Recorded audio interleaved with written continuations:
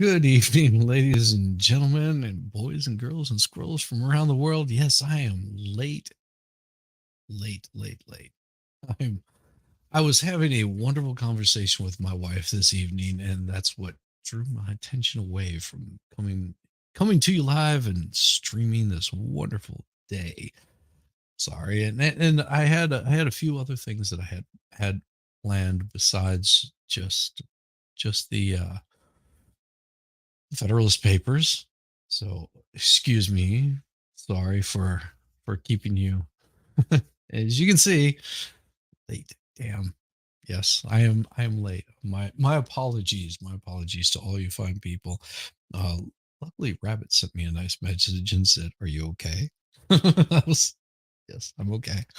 No, I was having a wonderful conversation with my wife. She is out of town for most of the week, so she'll be rolling back in here Friday, sometime in the afternoon. But she called me up to let me know that she had forgotten something and she needed me to get it to her, so she had it at her conference. And well, that's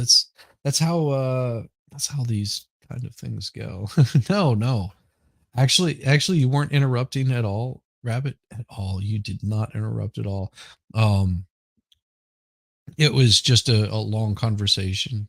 Sometimes whenever you start talking with your significant other, that happens. You just lose track of time, and it was good. No, it was good. It was a good conversation. Um, really happy to chat with her. She had to head out early this afternoon, and she just forgot some stuff, so she was wanting me to get it to her so she wouldn't be having hey, Melissa Jane, good to see you. Good to see you. Well, you can come by anytime and say hi. We always appreciate you having you around. um I like the rabbit ear headphones. Those are pretty cool. Or cat ears. Yeah, cat ears. That's also cat ears. That's pretty cool. So it looks like Melissa Jane might be getting ready to fire back up and start streaming again. We know we like the Melissa Jane. She's got some good stuff. And of course, earlier I was chatting with some people, and yeah, just hanging out, having a good time. Cooked myself up some dinner. Right in the middle of dinner, the wife calls me up and is like, "Hey, you mind pulling this information up?" Hopefully I'll stream it. Oh, that would be so awesome. Well, you know, there's always another day that you and I could do a nice little stream together, dear. You know that, right? All you gotta do is just let me know, and I'll put you up on a stream, and you can just hang out, not have to work at it, and you could dual stream it if you wanted to. So yeah, it was yeah. She was in a little bit of a rush to get out the door, and of course, whenever you get in a little bit of a rush, you tend to forget things. I didn't forget about you guys.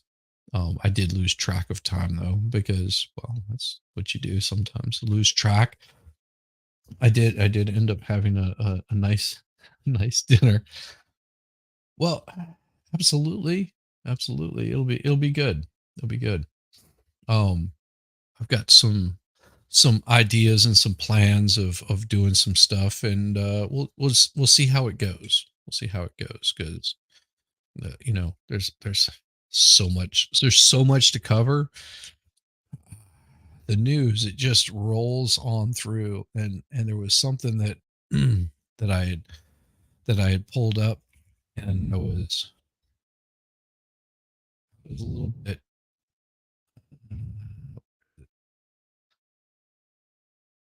Oh, what is it? It actually came through just the other day,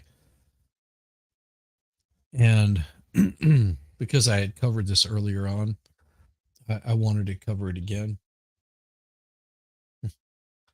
Warning of being a smart butt today. Oh, look, she changed her hair color again. You beast, you. So, sorry about that. A little bit of coughing and hacking there. Um, no, the we love the sassy. I know we love the sassy rabbit. Um, no, we had there was some news that I wanted to cover a couple of days ago, and it totally just blanked on it. And I figured at the very beginning of this I would cover it a little bit because it's something that I followed early on, and I thought that I was going to cover it yesterday, but I didn't. And so I will cover a little bit of that, and then we'll go on to a little bit of the Federalist Papers here. Um, I heard about this. Geez, what was it? Off the top of my head, it was I think over the weekend I heard about this, and I was a little concerned with it. So Sam Bankman-Fried, he was sent to jail after the judge revoked his bail. Okay, now that particular story right there, you say, who's this guy? Well, this is the guy that ran FTX. Gotta go cheap clothes sometimes. Oh, shame. Dirty rabbit. Iron rabbit. So Sam Bankman-Fried was sent to jail after his bail was revoked. Now, if you don't know about him, he had a company that was bilking a whole bunch of money out of its investors. And you think Bernie Madoff, hey Suzanne, how's it going? Good to see you. Good to see you. He was, yeah, fraudster about Bitcoin. Well, it was more than just Bitcoin. I mean, it was quite a bit more than just the Bitcoin. Okay, so Bitcoin on its own does its thing. Okay, and actually, you can send me Bitcoin. Isn't that awesome? No, Sam Bankman-Fried was running a company called FTX, and he decided to create his own token for the FTX exchange. He also was going to bail out a company that was going bankrupt called Celsius, and Celsius, he invested a lot of money into it, so he basically was going to take their assets, bind them in, and control that, and that sort of fell through because people started questioning where all these funds were coming from.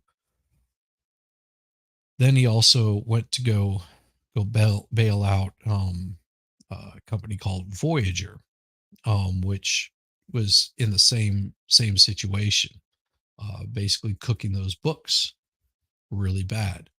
But of course, so was Sam Bankman-Fried. So Sam Bankman-Fried was arrested in the Bahamas and started liquidating assets out to pay back the Bahamian, the government in the Bahamas, whatever that is, however you would say that. So in and they probably didn't treat him too kindly there. So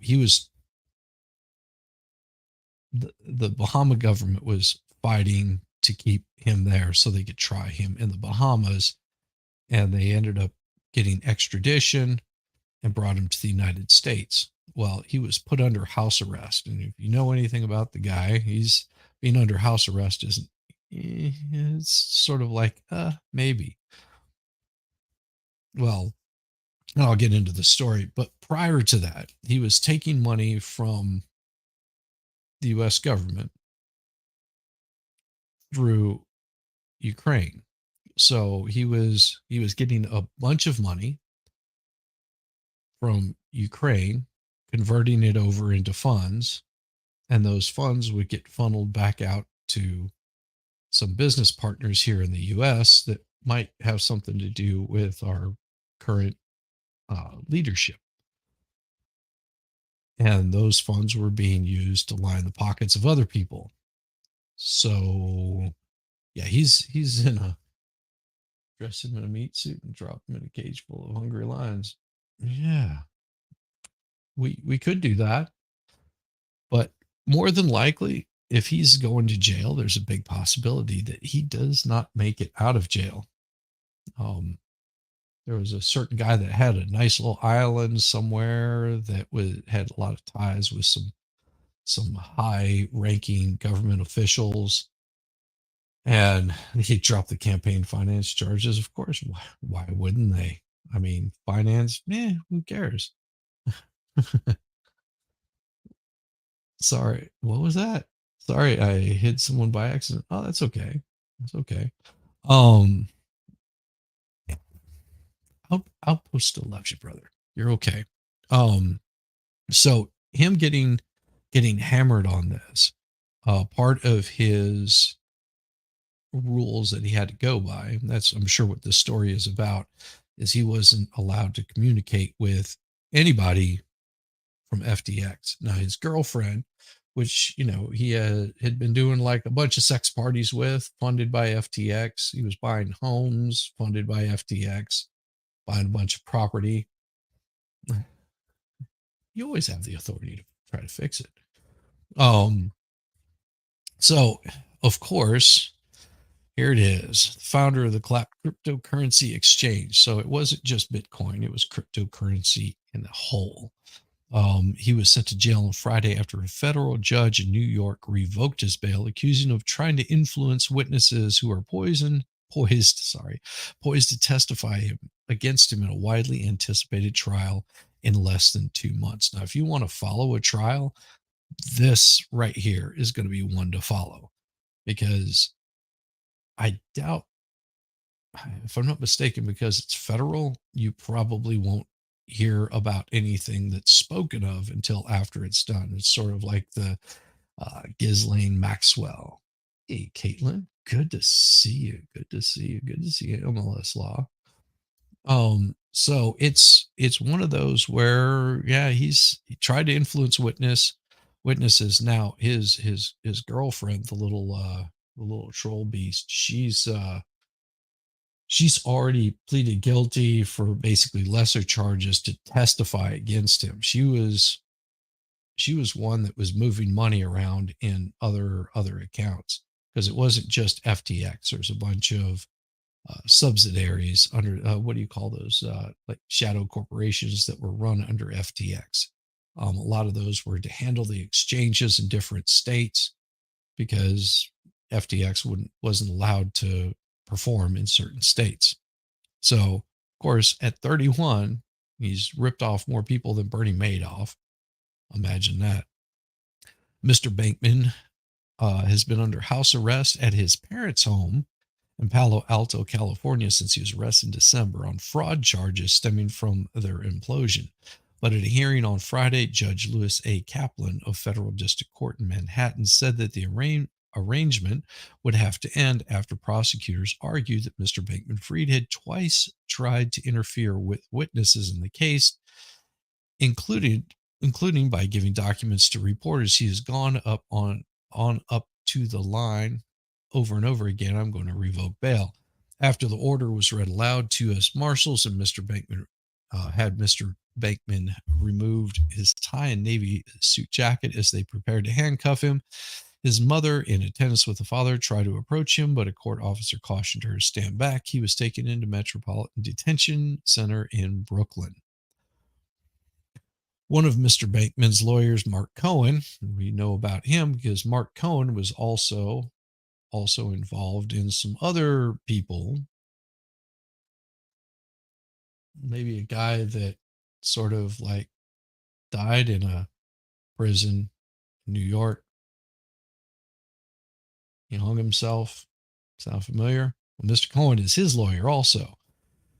He intended to appeal. Judge Kaplan said he wouldn't wait for the outcome of that effort before sending Mr. Bankman to jail. The courtroom scene was the latest humiliating blow to, I don't know about humiliating. It's just his crypto company fell apart in one of the most stunning corporate crashes in recent history.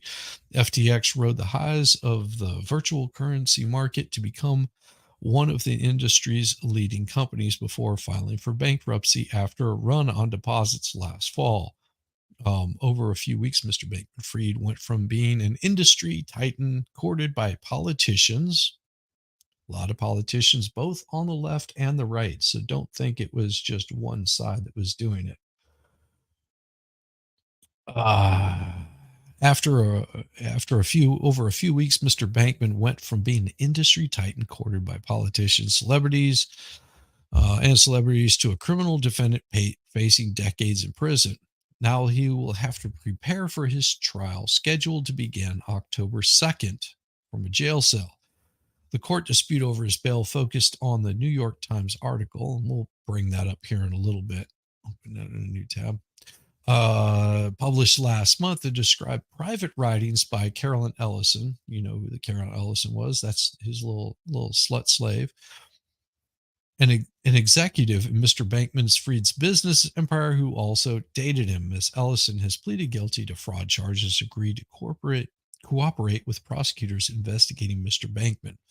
In the court proceedings, the court filings, prosecutors said that Bankman had given the documents to the Times to intimidate Miss Ellison by casting her in a negative light before his trial. They also noted Mr. Bankman-Fried's numerous conversations with others in the media, including the author Michael Lewis, who is writing a book about FTX that is set for publication the week the trial begins. And that's the way to ride and grift a wave right there. In court filings, prosecutors said Mr. Bankman-Fried given the documents to the Times as we'll just continue on. As the bail issue was debated in court filings over recent weeks, Judge Kaplan imposed a temporary gag order preventing the FTX founder and his representatives from speaking to the media. Lawyers for Mr. SBF said that by giving the documents to the Times, he had been exercising his right to answer an inquiry from the media and had not breached the terms of his bail agreement. The Times, a Reporters Committee for Freedom of the Press, and a documentarian making a film about Mr. Bankman-Fried each submitted a court filing raising First Amendment concerns about the gag order. And MLS could correct me on this, but once you've been arrested, there's certain rights that you don't have. Like you forfeit some of those specific rights. And I could be wrong on that. You're sort of at the mercy of the court on that. Oh, spilled a little bit of beer on me. And yes, I'm having a beer. I started drinking early. So but Judge Kaplan said defendant's speech is not protected if it is to bring about a crime. So there we go. He said he concluded that Mr. SBF communication with the media and a separate attempt to contact a former FTX employee were intended to intimidate or also to influence witnesses in the case.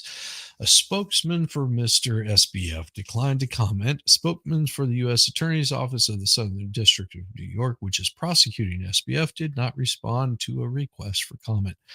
SBF was arrested in the Bahamas, where FTX was based, after the company collapsed during a turbulent week in November. It was more than a turbulent week. More than a turbulent week. It was more like a turbulent, 3 months. He was charged with using customers' deposits to finance lavish real estate purchases, political donations, and charitable initiatives. After a few days in jail in the Bahamas, he was extradited to the United States and released on a highly restrictive bail conditions that required him to wear an ankle monitor and confined him to his parents' house. And also, he was not allowed to use cell phones or computers. He was to not do any of that. They don't say that in here, but that was part of it. Since his release, he has been reprimanded repeatedly for behavior that prosecutors said pushed the boundaries of what was allowed to do while awaiting trial. In the court filings in January, the prosecutors presented evidence that he had sent messages to a former FTX executive who could be a witness in the case, asking to speak with him. They also said that SBF had used a VPN, a tool they claimed could disguise how he was using the internet while awaiting trial. At the time, Kaplan ordered SBF to submit a tighter bail requirements that restricted which websites he could use and prevented him from communicating with former FTX employees. Visitors to his parents' house were prohibited from taking phones or computers inside, while it's uncommon for bail to be revoked, especially so close to a trial date. It does happen when judges are convinced that the defendant's actions pose a threat to the community or to witnesses. Judges have a good bit of discretion on revoking bail. Blah, blah, law professor. If you're out on bail, you don't want to come within a mile of doing anything that could be seen as an attempt to coerce a witness. Yes, as you should not do. The Times article about Miss Ellison included excerpts from private Google documents addressed to SBF with raw reflections on their relationship and her insecurities about her role as CEO of Alameda Research. That was the other one. So Alameda Research was under the umbrella of FTX, but she was running it, and they were the ones that were shuffling funds around. No set of release conditions can assure the safety of the community. One of the prosecutors said at the hearing last month, the defendant has shown now that he is intent on exploiting the conditions of release and improperly influencing this trial. For Judge Kaplan, and they just go on basically talking about this BS because the crap that he did. And they won't let me reach my limit of free articles. Well, screw them. But yeah, it was pretty scathing, the crap that he was trying to pull on this particular person. So, that's the shit trouble that he got into. And people that, want to circumvent the law by playing dumb, saying, nah, I really didn't know what I was doing, and no, it's not my fault, and all this kind of shit. Yes, you will get your ass handed to you by a judge, because judges don't like being told, making a rule, posing a rule, and saying, and then you come back and say, well, rules for thee, not for me, kind of shit. And yeah, he got his ass in trouble. Well, as he should. And it'll be really nice to see this guy get what is due to him. Although I hopefully it's not at the end of a bed sheet, because, well, that right there would not really get the answers that people want to know. So that's the latest on that one. Like I said, I wanted to cover that because that was something that I had been following earlier on, and damn me if I just didn't forget. Pardon me. So that's where we're at with the SBF stuff. But the good thing is we're on to a little bit more of the Federalist Papers, and hopefully I got everybody's attention, or slightly got their attention. But yeah, it's I got some good stuff on the way that's going to be coming up in the near future, and it'll be fun. It'll be absolutely a blast. I've got a couple of shows that I may attempt to pull off this week, being that the wife is out of town, and she likes to talk to me on the phone during the day. So tonight was just a rush to get a lot of stuff done. But that's how it goes, Gotta love the woman. Gotta love the woman, like, enormously. So on to tonight. Federalist, this is number 16, and this is just a continuation of what we were talking about last week. The insufficiency of the present Confederation to preserve the Union. Yeah, I gotta love that right there. Oh, where the hell did that go? Damn it. I'm about horrible with this shit sometimes. Oh, that's 15. Sorry. I switch screens, so it gets a little bit funky with me sometimes. All right. More Alexander Hamilton. Damn it. I'm going to have to up my reading skills, because this can get really, really difficult to read sometimes. Like some of this, I'm just not in the know of it, so it becomes a little difficult at times. But we'll continue on. The tendency of the principle of legislation for states or communities in their political capacities, as has been exemplified by the experiment we have made out of it, is equally attested by the events which have befallen all other governments of the Confederate kind, of which we have any account in exact proportion to its prevalence in those systems. The confirmations of this fact will be worthy of a distinct and particular examination. I shall content myself with barely observing here. Barely observing, he does this for multiple essays. As far as there remain vestiges of them appear to have been most free from the fetters of that mistaken principle, and were accordingly those which have been best deserved and have most liberally received the applauding suffrages of political writers. This exceptional principle may, as truly as emphatically, be styled the parent of anarchy. It has been seen that delinquencies in the members of the Union are its natural and necessary offspring, and that whenever they happen, the only constitutional remedy is force, and the immediate effect of use of it, civil war. This is in 1787. It remains to inquire how far so odious an engine of government in its application to us would even be capable of answering its end if there should not be a large army constantly at the disposal of the national government. It would either not be able to employ force at all, or, when this could be done, it would amount to a war between parts of the Confederacy concerning the infractions of a league in which the strongest combination would be most likely to prevail, whether it consisted of those who supported or of those who resisted the general authority.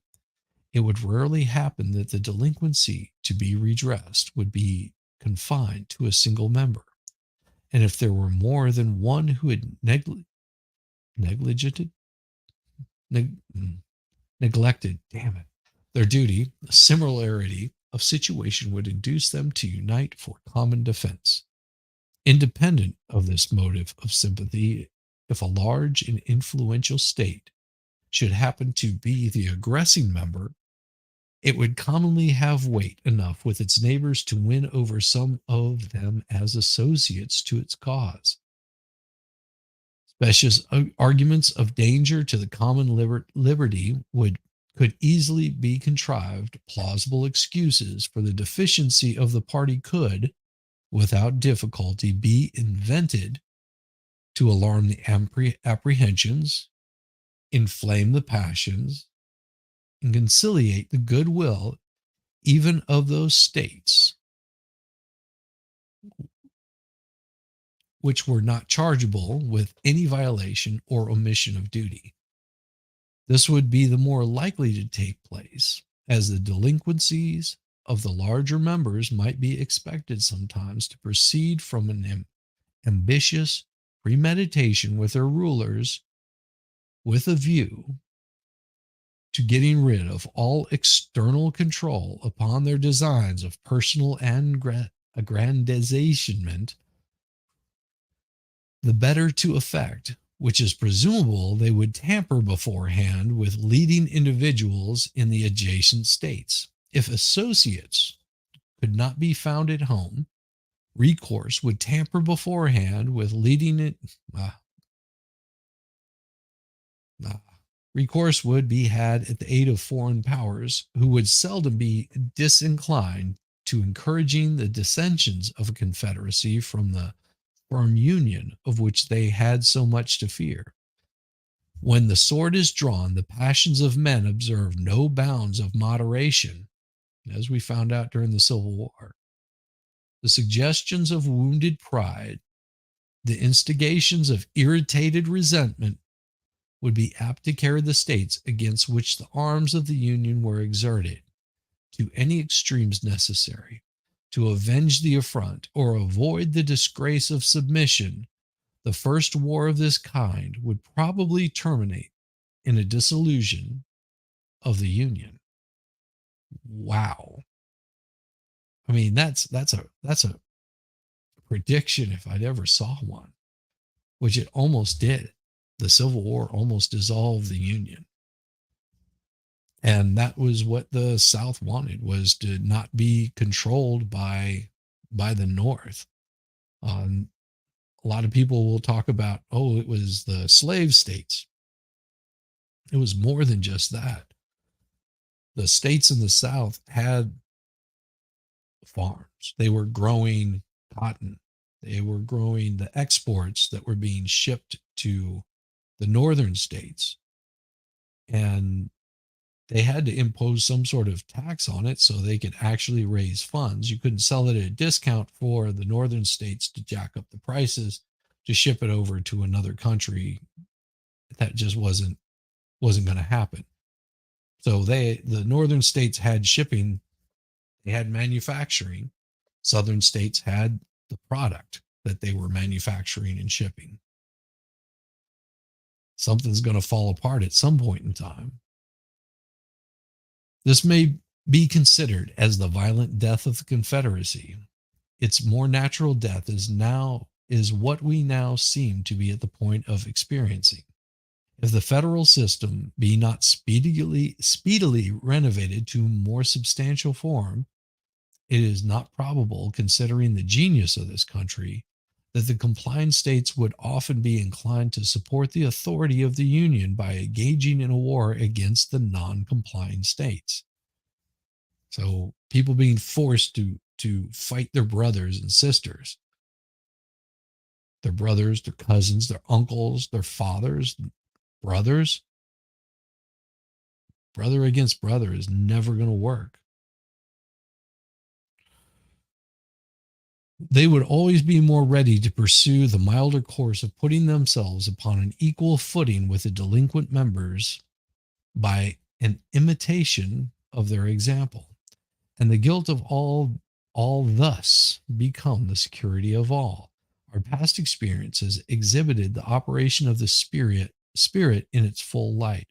There would, in fact, be an insuperable difficulty in ascertaining when force could, with propriety, be employed. In the article of precautionary contribution, which would be the most usual source of delinquency, it would often be impossible to decide whether it had proceeded from disinclination or inability. The pretense of the latter would always be at hand, and the case must be very flagrant in which its fallacy could be detected with sufficient certainty to justify the harsh expedition of compulsion.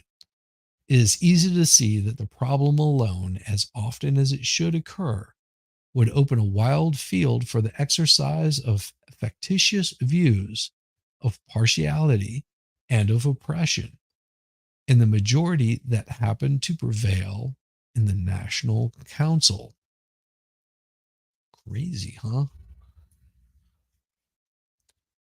It seems to require no pains to prove that the states ought not, what the hell? Oh, there we go. That the states ought not to prefer a national constitution which could only be kept in motion by the instrumentality of a large army continually on foot to execute the ordinary requisitions or decrees of the government. And yet this is the plain alternative involved by those who wish to deny it the power of extending its operations to individuals. Such a scheme, if practicable at all, would instantly degenerate into military despotism. But it will be found in every light impracticable. The resources of the Union would not be equal to the maintenance of an army considerable enough to confine the larger states within the limits of their duty, nor would the means ever be furnished of forming such an army in the first instance. Whoever considers the populousness and strength of several of these states singly at the present juncture, I think they meant singly, at the present juncture, and looks forward to what they will become, even at the distance of half a century, will at once dismiss as idle and visionary any scheme which aims at regulating their movements by laws to operate upon them in their collective capacities, and to be executed by a coercion applicable to them in the same capacities. A project of this kind is a little less romantic than the monster taming spirit which is attributed to the fabulous heroes and demigods of antiquity. Even in those confederacies, which have been composed of members smaller than many of our counties, a principle of legislation over sovereign states supported by military coercion has never been found effectual. It has rarely been attempted to be employed, but against the weaker members, and in most instances, attempts to coerce the refractory and disobedient have been the signals of bloody wars, in which one half of the Confederacy has displayed its banners against the other half. The results of these observations to an intelligent mind must be clearly this: that if it be possible at any rate to construct a federal government capable of regulating the common concerns and preserving the general tranquility, it must be founded as to the objects committed to its care upon the reverse of the principle contended for by the opponents of the proposed Constitution. It must carry its agency to the persons of the citizens. It must stand in need of no intermediate legislations. It must be itself empowered to employ the arm of the ordinary magistrate to execute its own resolutions. The majesty of the national authority must be manifested through the medium of the courts of justice. The government of the Union, like that of each state, must be able to address itself immediately to the hopes and fears of individuals, and to attract to its support those passions which have the strongest influence upon the human heart. It must, in short, possess all the means and have a right to resort to all the methods of executing the powers with which it is entrusted, that are possessed and exercised by the government of the particular states. To this reasoning, it may perhaps be objected that if any state should be disaffected to the authority of the Union, it could at any time obstruct the execution of its laws and bring the matter to the same issue of force, with the necessity of which the opposite scheme is reproached. The plausibility of this objection will vanish the moment we avert to the essential differences between mere compliance and a direct and active resistance. If the interposition of the state legislatures be necessary to give effect to the measure of the Union, they have only not to act, or to act evasively, and the measure is defeated. This neglect of duty may be disguised under the affected but unsubstantial provisions so as to not appear, and of course not to excite any alarm in the people for the safety of the Constitution.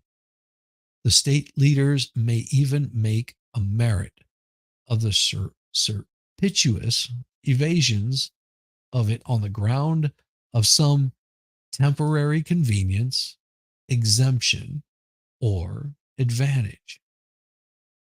But if the execution of the laws of the national government should not require the intervention of the state legislatures, if they were to pass the immediate operation upon the citizens themselves, the particular governments could not interrupt their progress without an open and violent exertion of an unconstitutional power.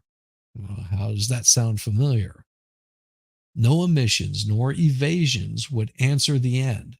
They would be obliged to act, and in such a manner as it would leave no doubt that they had encroached on the national rights.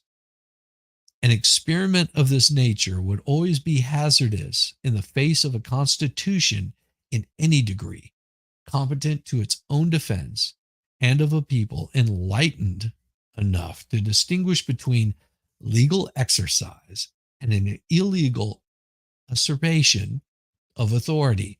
The success of it would require not merely a factious majority in the legislature, but the concurrence of the courts of justice and the bodies of the people. If the judges were not embarked in a conspiracy with the legislature, they would pronounce the resolutions of such a majority to be contrary to the supreme law of the land, unconstitutional, and void. If the people were not tainted with the spirit of their state representatives, they, as the natural guardians of the Constitution, sure, would throw their weight into the national scale and give it a decided preponderancy of the contest. Attempts of this kind would not often be made with levity or rashness because they could seldom be made without danger to the authors, unless in cases of tyrannical exercise of the federal authority. If opposition to the national government should arise from the disorderly conduct of refractory or seditious individuals, it could be overcome by the same means which are daily employed against the same evils under state governments. The magistracy, being equal to the ministers of the law of the land from whatever source it might emanate, would doubtless be as ready to guard the national as the local regulations from the inroads of private, I can't say that word, litigiousness, okay, as to those partial commotions and insurrections which sometimes disquiet society from the intrigues of an inconsiderable fashion, or from sudden or occasional ill humors that do not infect the great body of the community, as the general government could command more extensive resources for the suppression of disturbances of that kind than would be in the power of any single member. And as to those mortal feuds which in certain conjunctures spread a conflagration through a whole nation, or through a very large proportion of it, proceeding either from weighty causes of discontent given by the government or from the contagion of some violent popular paroxysm, sounds familiar, they do not fall within any ordinary rules of calculation. When they happen, they commonly amount to revolutions and dismemberments of empire. No form of government can always either avoid or control them. It is in vain to hope to guard against events too mighty for human foresight or precaution, and it would be idle to object to a government because it could not perform impossibilities. Think about that. Just think about that essay just for a short bit. And tell me, does it not sound a little familiar to what's been happening lately? Nothing to do with Sam Bankman-Fried, of course. I'm talking about some of the things that we've had our rights as Americans in this here United States. How many rights have we given up in such a short period of time? Just a second. I've got a phone call.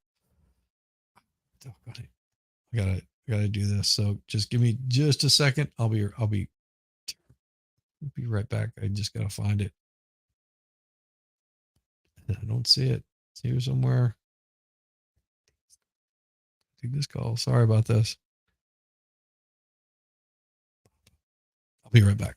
I'll just stop the screen. Hold on. I'll be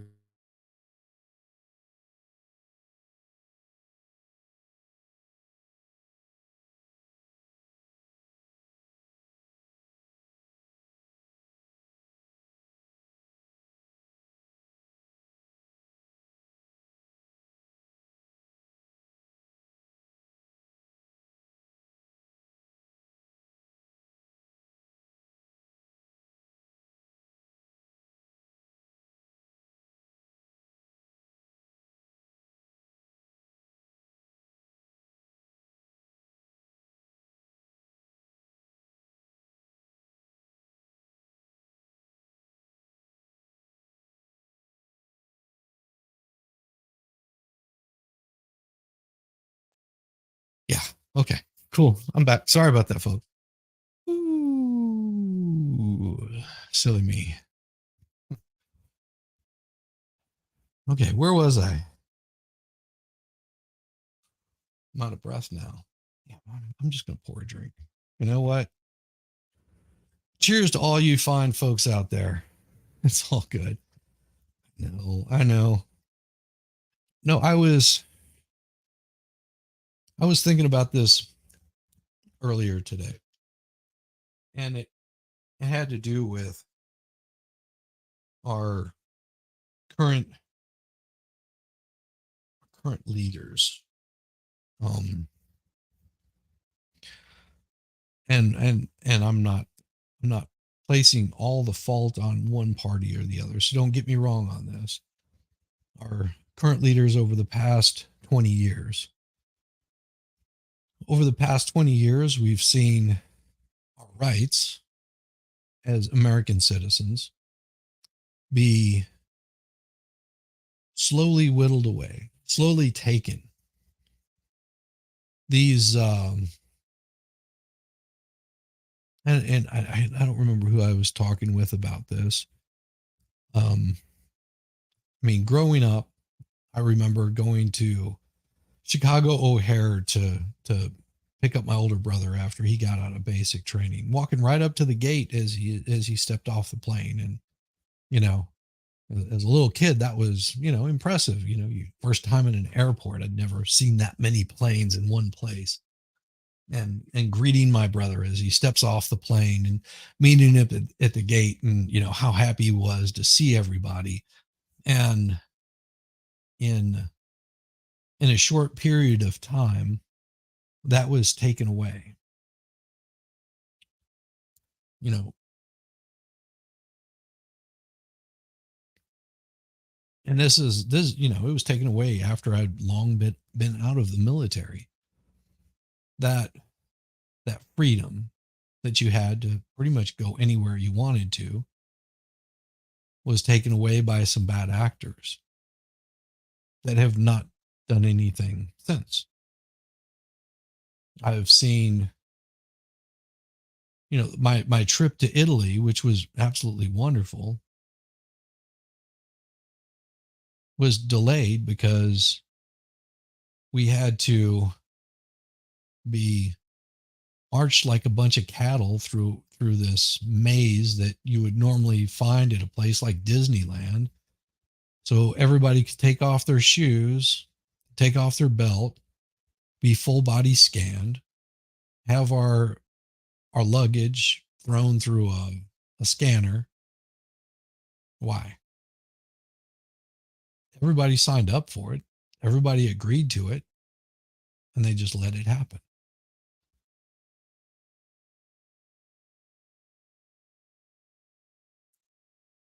And if you complain about it, you're considered, well, subversive, conspiracy theorist. I mean, does it sound like more of a conspiracy of the government to take away our rights or find good reason to? I mean, I noticed it today as I'm walking into the grocery store. There's still people out of absolute fear wearing a mask on their face, out of absolute fear. Why? Was it that important? Was it that was it that necessary to take away that identity? Because you're taking away people's identity whenever you do that. They lose that sense of self. They lose this idea of seeing someone smile. They lose that good morning. I mean, think about this. Walk into any local local place that you're not familiar with. And if you see masks on everybody, you don't know if people are smiling. You see them look at you. Some people smile with their eyes, so you might be able to tell it from that. But how dysfunctional is that? How dysfunctional is it that you can't see someone smile at you? I make a point, I'm at the grocery store, what was it, this afternoon, early this morning, because I have to go pick up mail from the post office. And I always make a point of giving a smile to the cashier, and have this lovely lady Anne that usually will bag up my groceries. And I would say she's in her late 70s, early 80s. She just works as a bagger, and I always greet her by name and tell her thank you. It's not very hard, and give her a smile. And you can see that her whole face lights up whenever I do that.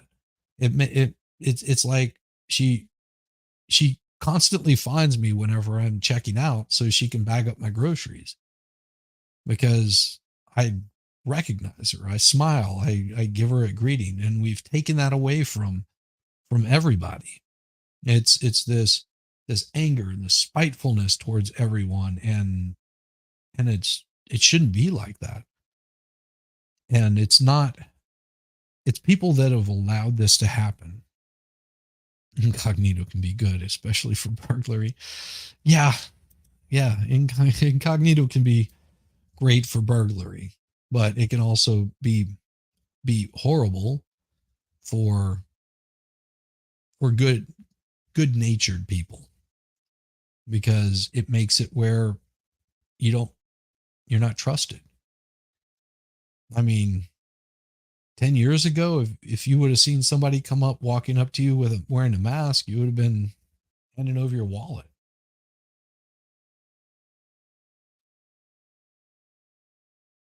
The intent is lost.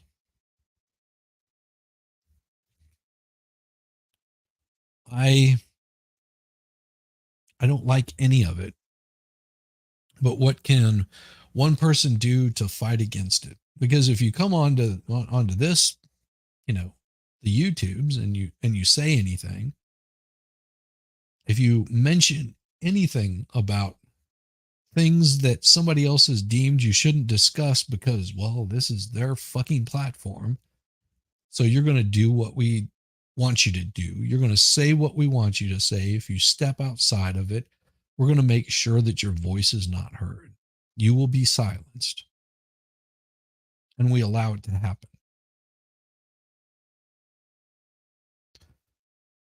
It's not united. That's a few bad actors wanting to control the rest of us. And that's not a left or right thing. It's not a far concept. It's not disinformation. And whenever the people that are spreading disinformation tell you that you're spreading disinformation, they're gaslighting you over the bullshit. And it always helps to have those questions. I don't understand why it becomes such a big deal in this world that we live in now to question the validity of someone's assertions of some bullshit that we may not agree with. But that's the place where we're at. So we have to tiptoe around. We have to use different words for something that means something else. And then other people use words that mean something else that only those with the N know what those words might be. It's not where we're supposed to be, but that's where we're at. So what do we do at that point? What resolve do we have as being stuck on this little blue marble out in the middle of fucking nowhere, except to work together? Yet we refuse to do that. I don't know. Sorry, I'm getting philosophical, which I'm not good at doing. So don't mind me a whole lot. Don't mind me a whole lot. No, it's just a few things that I've noticed over the past 10 years. And I guess, at some point it's going to boil up and I'm going to speak my mind. Sometimes I speak it a little better. Uh, and that, of course, social lubrication helps a little bit of saying shit that I probably shouldn't and, could easily get my channel removed, but I have to beat around the bush with it. Hooray.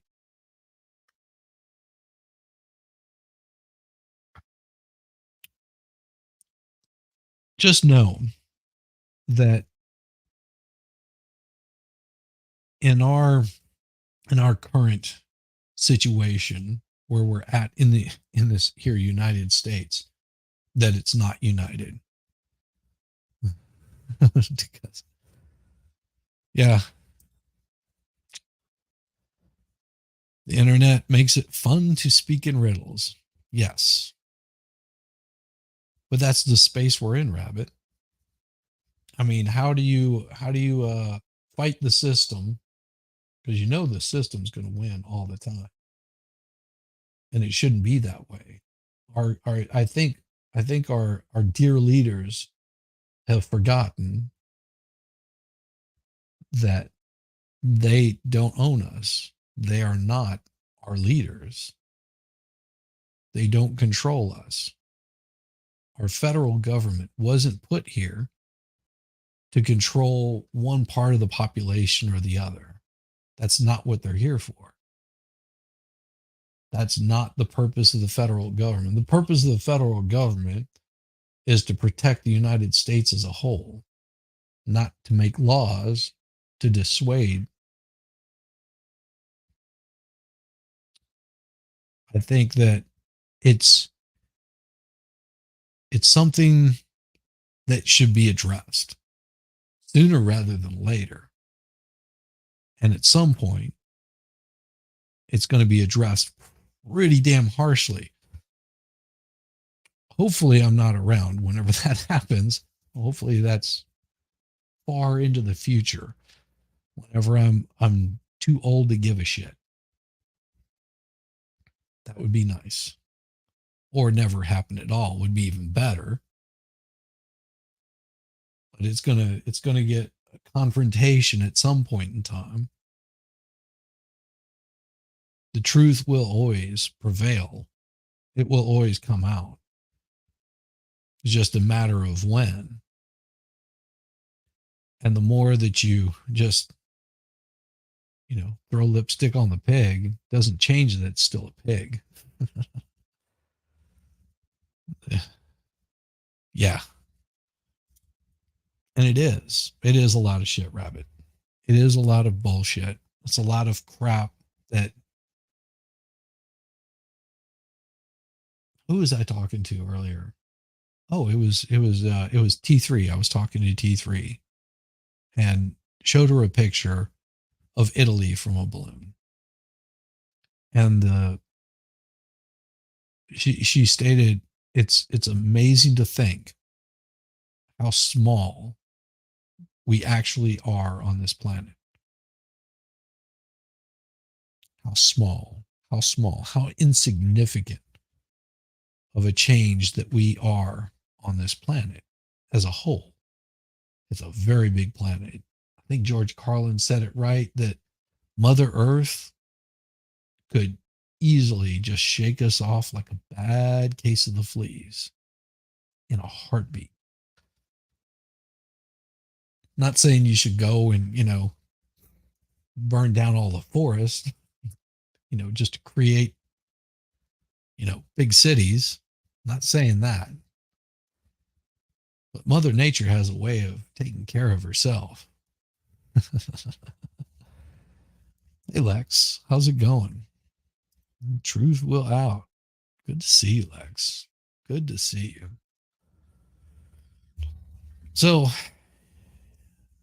I find myself going along to get along, and I think a lot of us that's what we do. Human interaction is a beautiful thing to have in this day and age. Um, a lot of us have found that because the social interaction, because of all of the government lockdown bullshit, that we couldn't socialize with each other except for over the computer, over the phone. We couldn't have that in-person conversation. So we found ways to adapt. We found ways to adapt to the situation, to do things like this, to look down, see my chat, just chatting away. And all you run into each other and know each other, maybe not know, like you would a close family relative, but enough to see, T3 saying, "Hey, Rabbit, how you doing?" Rabbit saying, "Oh, I'm a little tired." T3 saying, "Well, take better care of yourself, please." To have actual concern for somebody that she's never physically touched. And that's a beautiful thing. That's that's what we're here. That's why we're here. We're here to have that kind of conversation amongst our weird social circle that goes from anything from some weird fuck that 3D prints to another guy that's, talking about firearms, and somebody else that's, for Trump, to another person that might be having, a comical meltdown because they're weird. But we all try to help each other out. Just have to ask for that help with each other and understand there is some compassion in this whole place. Oh, exactly. You're a hermit by nature, more outgoing here. Right. Because you can say things that you just don't feel like saying to other people. It's a little freeing. It's a little freeing just to go, you know what? Fuck this. It's freeing to have that. It's freeing to be able to give an opinion, and also freeing to know that your opinion doesn't really matter, but it might change somebody else's outlook. Or maybe your opinion changes because somebody gives you a better way of looking at things. It's that social nature that we miss out on. I'm a comical meltdown. There you go. Exactly.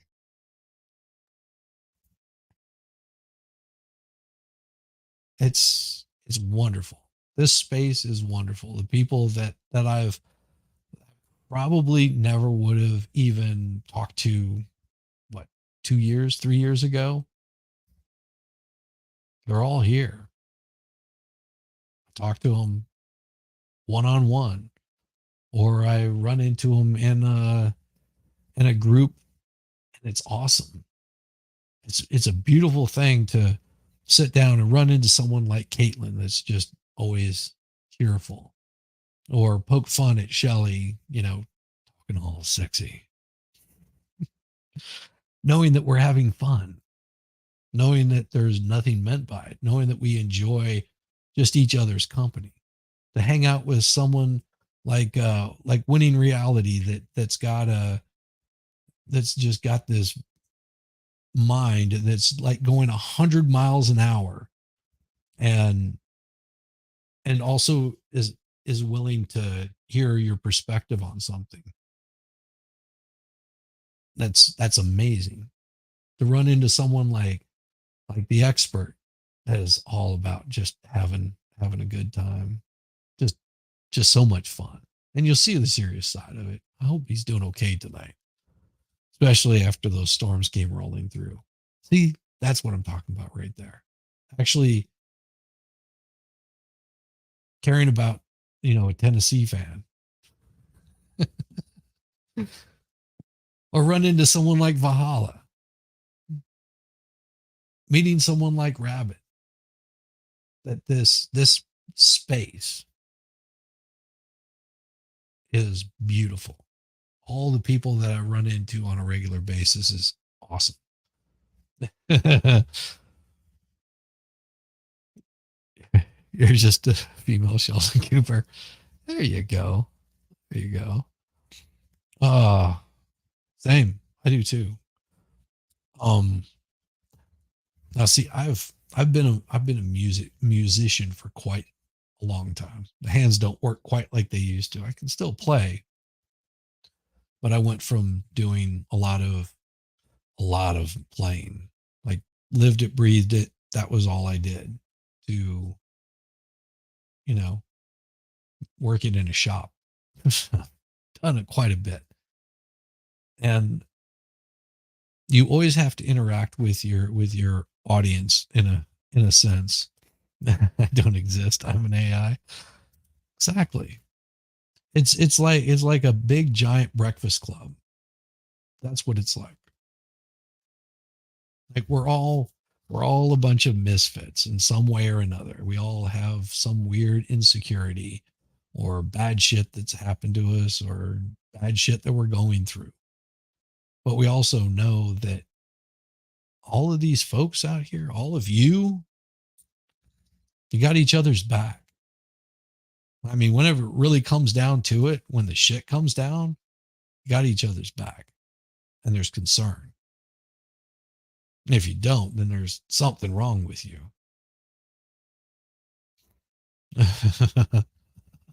Thought you were a bot like me. That's awesome. I mean, that's where I'm coming from with these Federalist Papers, and I know that it can be a boring. I get sometimes I don't think that describes it best. It can be a tedious read. Um, but there's little bits and nuggets. If you think about this stuff being written in 1787, that's 10 years after we signed the Declaration of Independence. Over 10 years. And is not too far off from running into a civil war. That one's just right around the corner. It's right around the corner of having states fight each other. It's right around the corner from having slave owners, slave holders, to carpetbaggers, to laws for segregation, the removal of laws from segregation, world wars, just right around the corner. And this United States that we all, well, that I live in, Melissa Jane doesn't. She just lives in the ethereal, the ether. Yes, she lives in the ether. But to see where we've gone, where we're going, I mean, nobody can predict what the future is going to be. I mean, there's a possibility we could have a meteor take out this planet and wipe out 90% of the population. Doesn't sound too bad on some days. As long as I'm not in it, that would really suck. But we're not we're not immune to, a large natural disaster happening that takes out half the population. I'm in the matrix. Sometimes I wonder, need to start a prepper channel. See, that's the thing. I thought about that. And there's a few people out there that are into, doing freeze dried goods. Might be an armorer, like Fast Five. That guy is pretty damn bright. And he might be a little bit of a prepper, maybe. But he's also realistic. He also makes those human connections. I'm impressed with how much I think I know and how much I'm proven wrong every day. I'm very impressed with that, which I am every day. a lot of my pre preconceptions, what is that? I'm trying to think of the words I want to use. My preconceived notions of the way that the world is. It's always nice to be proven wrong. Always nice to be proven wrong. I've had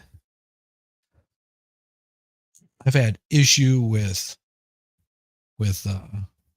other people in my life that once I've seen their point of view, seen where they're coming from with things, it may still be an asshole.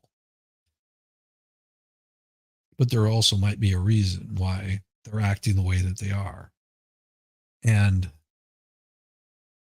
may not agree with them, but it doesn't mean I would cause them any harm. Actually, vice versa. I doubt they would cause me any harm either. If they did, well, that's on them. I can't control how other people act, but I can control how I act towards other people. So just keep that in mind. I regret not being. I regret not making more connections on here, to be honest. Even here, my social skills lack. No, no, they don't. Not at all. I mean, your social skills are pretty damn awesome. I mean, you your insecurities, those are on you.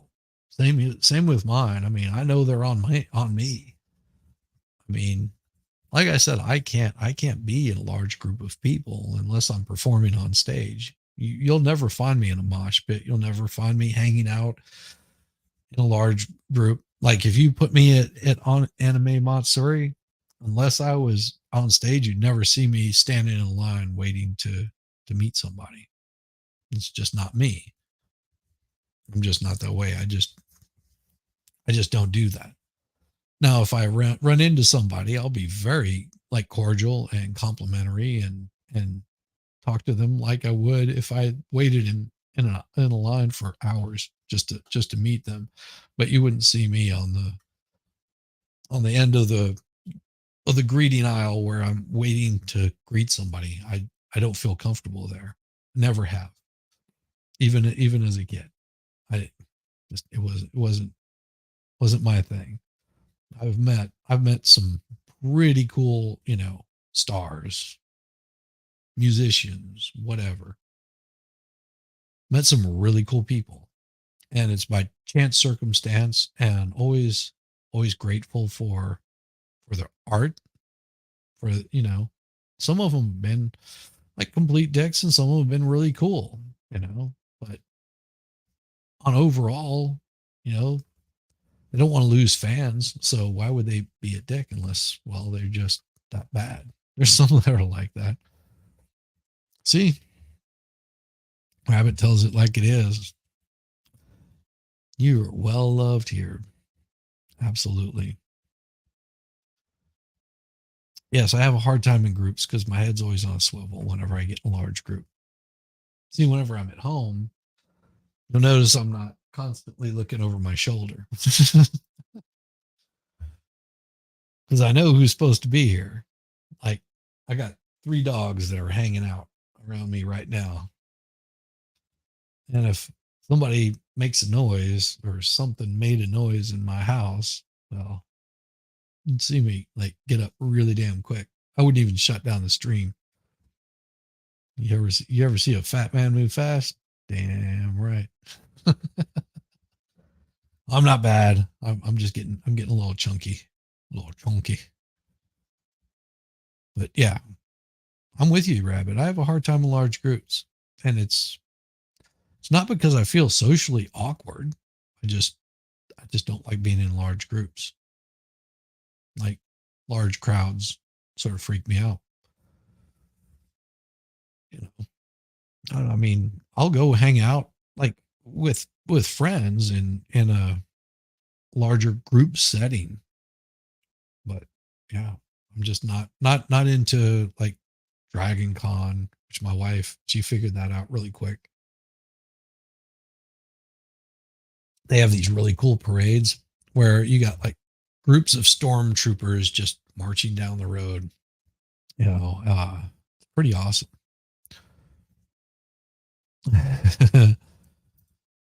You were really shy as young, but you learned to fake it in real life.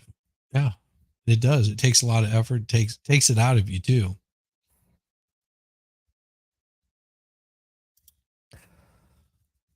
I have found a way to get control of that, of around being around a large crowd. Um, I can still do it. It's difficult. If I have to, because I really want to go see a band or something like that, I'll usually find a place somewhere in a far away corner. You won't find me front at the stage or anything like that, but I'm usually sitting way back, some far off corner, and listen to the music because that's why I wanted to be there. But it has to be somebody I really want to see. You're not gonna see me at like a Taylor Swift concert. That would just that'd be horrible. What do they call those Swifties? Makes me think of the swirlies where you put your head in the toilet and flush. Put there something like that. Um, Swifties or like a wedgie. That's what they remind me of. Mhm. Well, I agree with Shizzy, by the way. I think you're doing a wonderful job. You've opened up to people across the world. Exactly.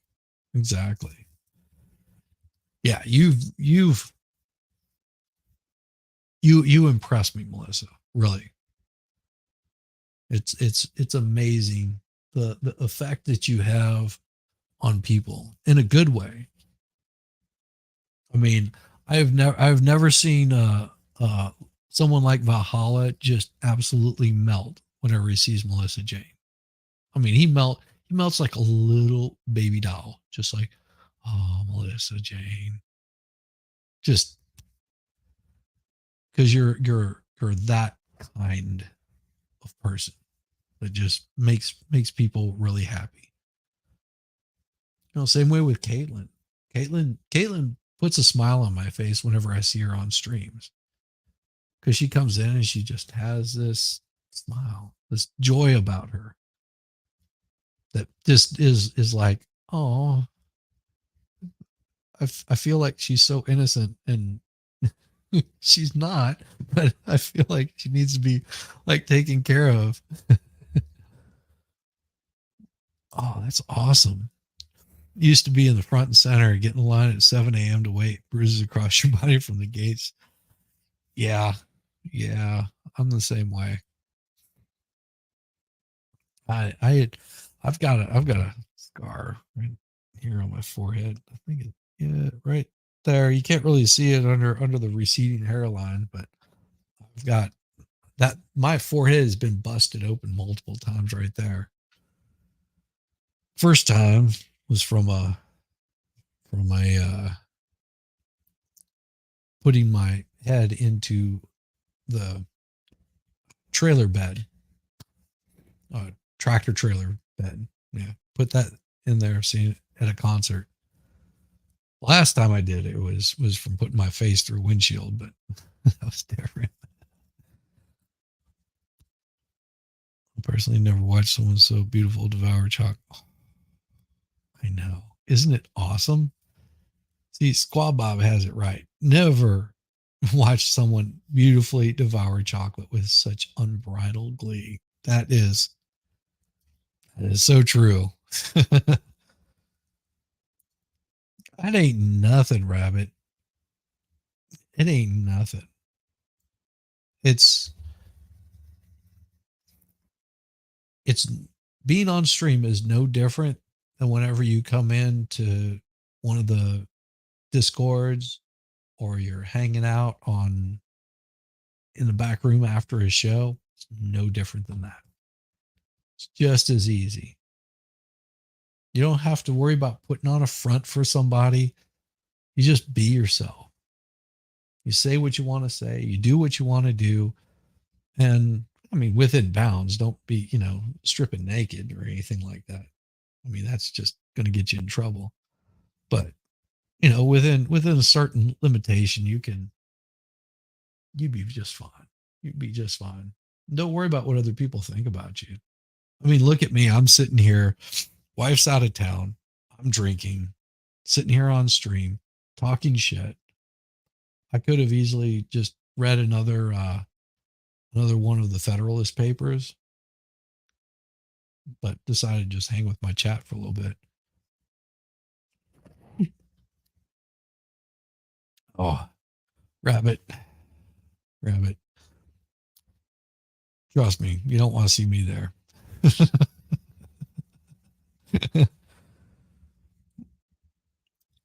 Please do.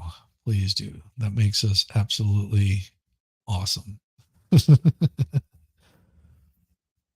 On here are more real than most people. Yeah, absolutely. I would agree with that. I mean, there is always a little bit of apprehension. Um, like there's very few people that know my real name, and that's only because there's some real fucking weirdos out there that if they knew my real name, might not be safe. Don't want to get my wife into trouble because she deals with politicians on a regular basis, and my political views don't always line up with those politicians. Some of them it does, but if some of those particular politicians knew the kind of stuff that my my some of those people knew what my wife's husband did, which would be me, they probably might raise an eyebrow. I wonder if she thinks the same way, which she doesn't. As you age, everything slides downhill until your ass hits your heels. Well, I got a ways to go for that. I got a ways to go for that. I think you have quite a ways to go, also, Rabbit. I think you do. What you lack in the things that hold you up, you gain in your bravery, your knowledge, definitely your knowledge. Rabbit's very knowledgeable. Don't you got you make up for it in your wisdom that a lot of us only hope to aspire to gain at some point. This is for you.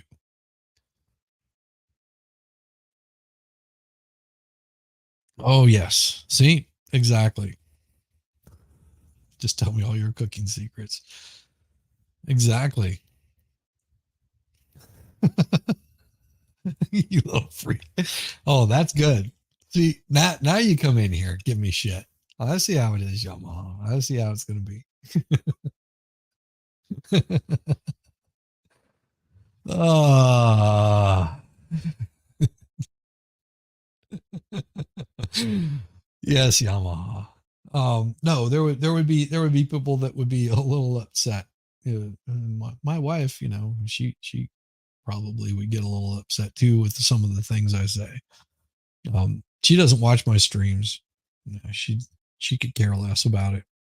She thinks it's funny, but not. It's hard to explain. She does worry that I'm gonna say something like really inappropriate to get us doxxed, which would be really bad, or get us in like real trouble, like real trouble with like the government kind of thing. Because she knows my opinions on a lot of stuff. I was washing the dog and soaking my wood. No, clean it for a new fish tank. You dirty. Oh, that's funny. That's funny. I and if once you've been in this space for a while, you realize that people like Yamaha Biker, he's actually a real nice guy, and he likes to poke at you, but he doesn't do it out of meanness. He does it out of fun. Also, it's that. Damn it! I knew I shouldn't have said that. That just came out wrong. He calls you on it really quick. I need to get Danielle on. Lies. Oh, lies. Yeah, I need to get Danielle on at some point. Um, you've seen Danielle. She's been in my chats. She's been on with the expert and quite a few other people. She is awesome. She is real awesome. And she has the same nerves as you do, Rabbit. So I think you two would probably just like get along really well. Totally different generations, but yeah, you guys would have a blast. See, yeah, Danielle is great. So I'm saying you two would do a stream and it would be remarkable. There would be so much fun. Just the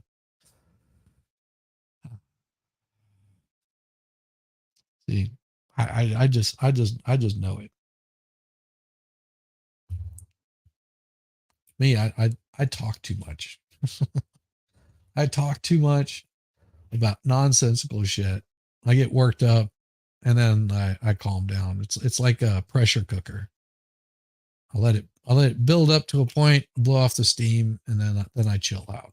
So that's how it goes.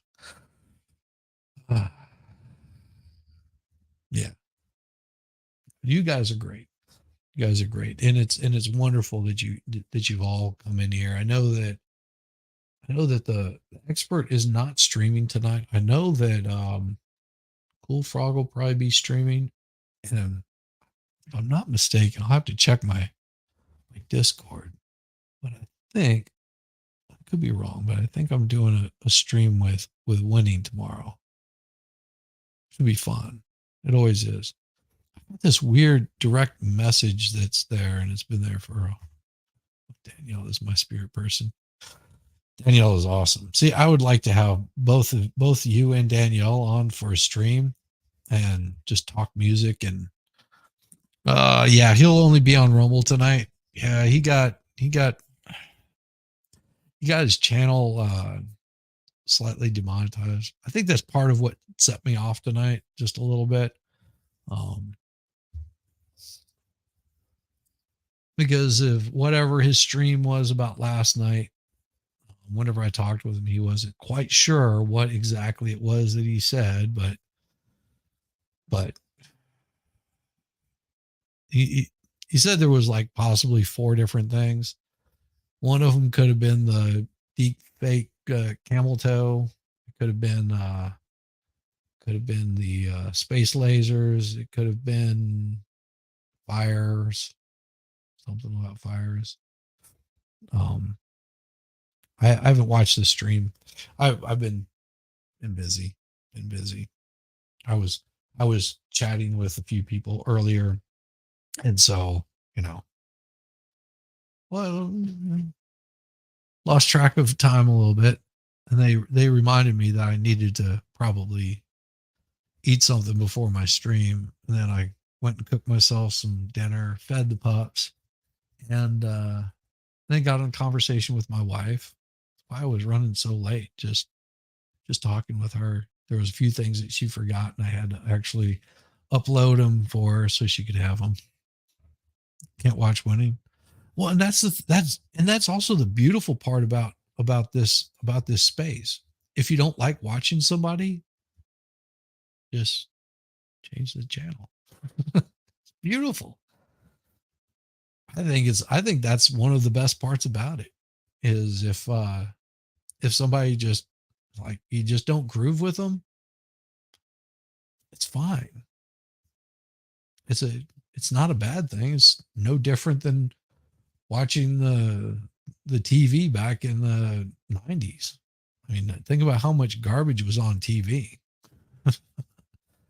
You're enjoying this conversation stream? Wow, that's awesome. Well, thank you. No, I thought it was a good opportunity to talk with my chat and give my opinions that really don't matter that much on on anything, on just random shit. I just can't stand it. It's a YouTube. I watch him. I just can't. It's a YouTube thing. Oh, well, it's okay. It's okay. It's okay. Yeah, let me see. Shit. I did it again. I am so bad about this. Fuck me. I do it every damn time. Hello, Rumble people. I can see you now. If only I would have noticed earlier. Ah, well, there's two watching me over there. Thank you, Rumble. Sorry about that. I'm slacking.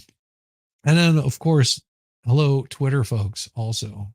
So I'm streaming in three places. So I've got some plans for this end of year that'll be coming up in for me on YouTube. My 1 year anniversary will be in November. Or, yeah, November.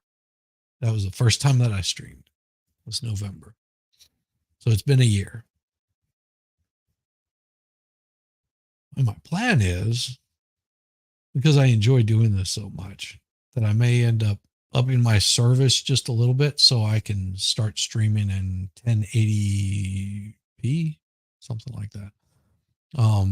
Maybe I'll be monetized by then, but if I'm not, that's fine too. I just may end up doing it because, well, it's better visual. You get to see this pretty face. Not that it is. Color 3D printing, yes. And that's all part of it right there. Do some of the color 3D printing that I enjoy doing. HD shizzy, yeah. Now see, whenever I look right there, I see it in 3D. 3D. HD, sorry. I see it in HD. So yeah. HD shizzy. Melissa Jane, we should have had a body. Yeah. Oh, damn. See, I would if Caitlin and Melissa Jane are busy, I'll drop you guys an invite. You can come in, say hello to everybody if you want to. It's up to you. It's up to you. It's pretty chill. You can come in and give me a hard time. Hang out as long as you want. You don't even have to get dressed up. We can all just do icons like this. See? We could all just look like this. Nobody would be any of the wiser. Oh, that's even better. That's even better. Work it, work it, work it. Cool. I will do that.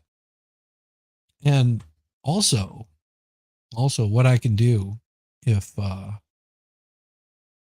I've got somebody else I wanted to drop one too because I thought it would be pretty damn neat. And they'll know whenever they receive it that they're welcome to hang out backstage afterwards. And if they feel comfortable doing it. Always welcome them on. They ask for it. See? There we go. That's what we're talking about. You can just say that it's a lady thing. You have to go step out to your car. That's what I do. I tell them it's a lady thing. I gotta go step out to the car. They never believe that. uh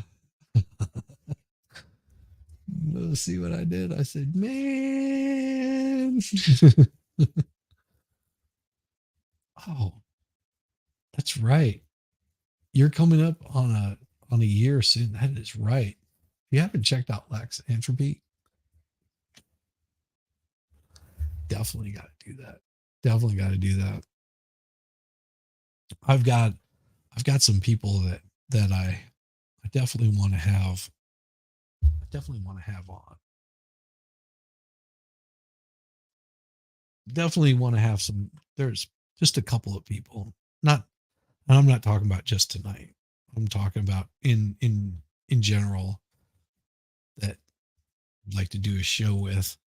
Give me a second.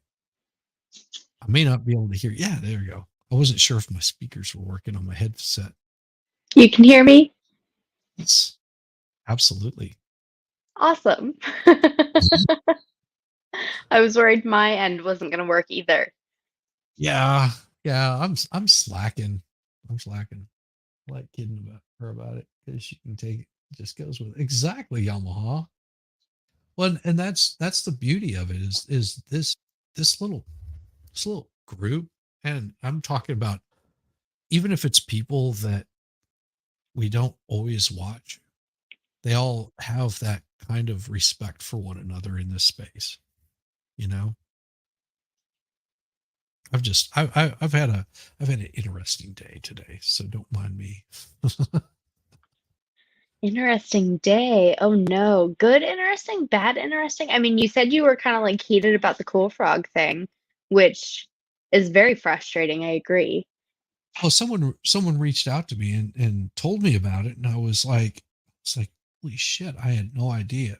So I actually went and checked on it myself and got the skinny from him personally, and he was just like, yeah, I did my stream last night, and he goes, it was this or this or this or this. I'm not sure what one it was that caused it, but yeah, it got Ooh. my channel shut down. So he's down for a week on YouTube. He'll still be streaming over on Rumble. Um, absolutely. See, that's what it's really about. Yeah, make sure you guys check that stuff out. Really. you Lex is super smart. yeah. Unlike me, I'm an idiot. I'm an idiot with a good voice. It was funny because it took Shelly to notice my icon. It said I'm an I dot. Said, does that say I'm an I dot?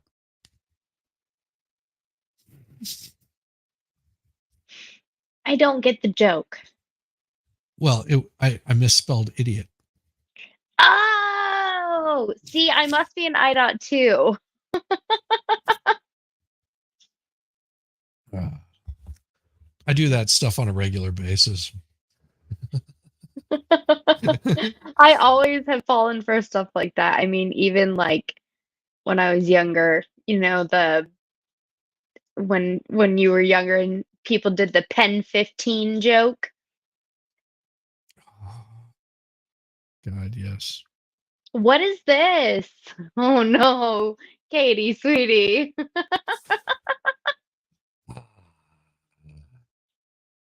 You're like my older sister. My older sister was really bad with stuff like that, where somebody would tell her a joke and she would be just chomping it over in her head, just chomp, chomp, chomp, chomp, chomp. And then all of a sudden, like she'd be just in the middle of doing something else. All of a sudden, she would just bust out laughing. Like, what are you laughing about? Oh, there was this joke. I just finally got it. I'm like, when were you told the joke? Oh, like 3 weeks ago. Jesus. Ah, yeah, Oh, I mean, I can take a test really, really well. Like, I'm so good at tests. I'm really good at school, but yet tell me a joke that is and the simplest of jokes will just fly right over my head for a good period of time before I'm like, oh, that was funny. I get it now. And I wish I had that ability sometimes. See, I don't have that ability to remember jokes very well. And the ones I remember are not appropriate for YouTube. Those are the best. Yeah. Yeah. My sister, she doesn't drink. I mean, because she she's like Steve Gosney with drinking. You give her like a beer and she's like, time to strip off. She's partying. That's why I often have her in tears. Exactly. Exactly. Yamaha, he goes hard on like the experts channel. You got like Jen with no filter and Texas Jen and just all the people over there. He's just giving them a hard time all the time. Oh, I Love mean, it. I will never live down. I mean, he said it. I will never live it down. That's why my little tag is Yamaha. What is up, man? I mean, it just has to be right now because I'm going to say it every single time I see him. Don't feel bad because I thought Nandor's man bun was a man. That makes more sense than Yamaha biker. Were you saying that anyone who rides a Yamaha bike is a girl? Is that what you're thinking? No, I was saying that Yamaha biker could be a girl or a guy because what had happened was I was saying something about Yamaha. Like her, him, I don't know. It I don't says know. Yamaha. So what had happened was I made a mistake, but I didn't really make a mistake. We'll bring on AI to clear it up for us. Hey, Hello. hello, girl. How you guys doing? Oh, doing Hi. good. Thank you guys for coming on, really, because I would have ended up ranting for like another hour or some shit. I was actually sending you a message that you should send me a link or hop into Discord after your stream because I didn't know what else was going to go on tonight and I wanted somebody to chat with.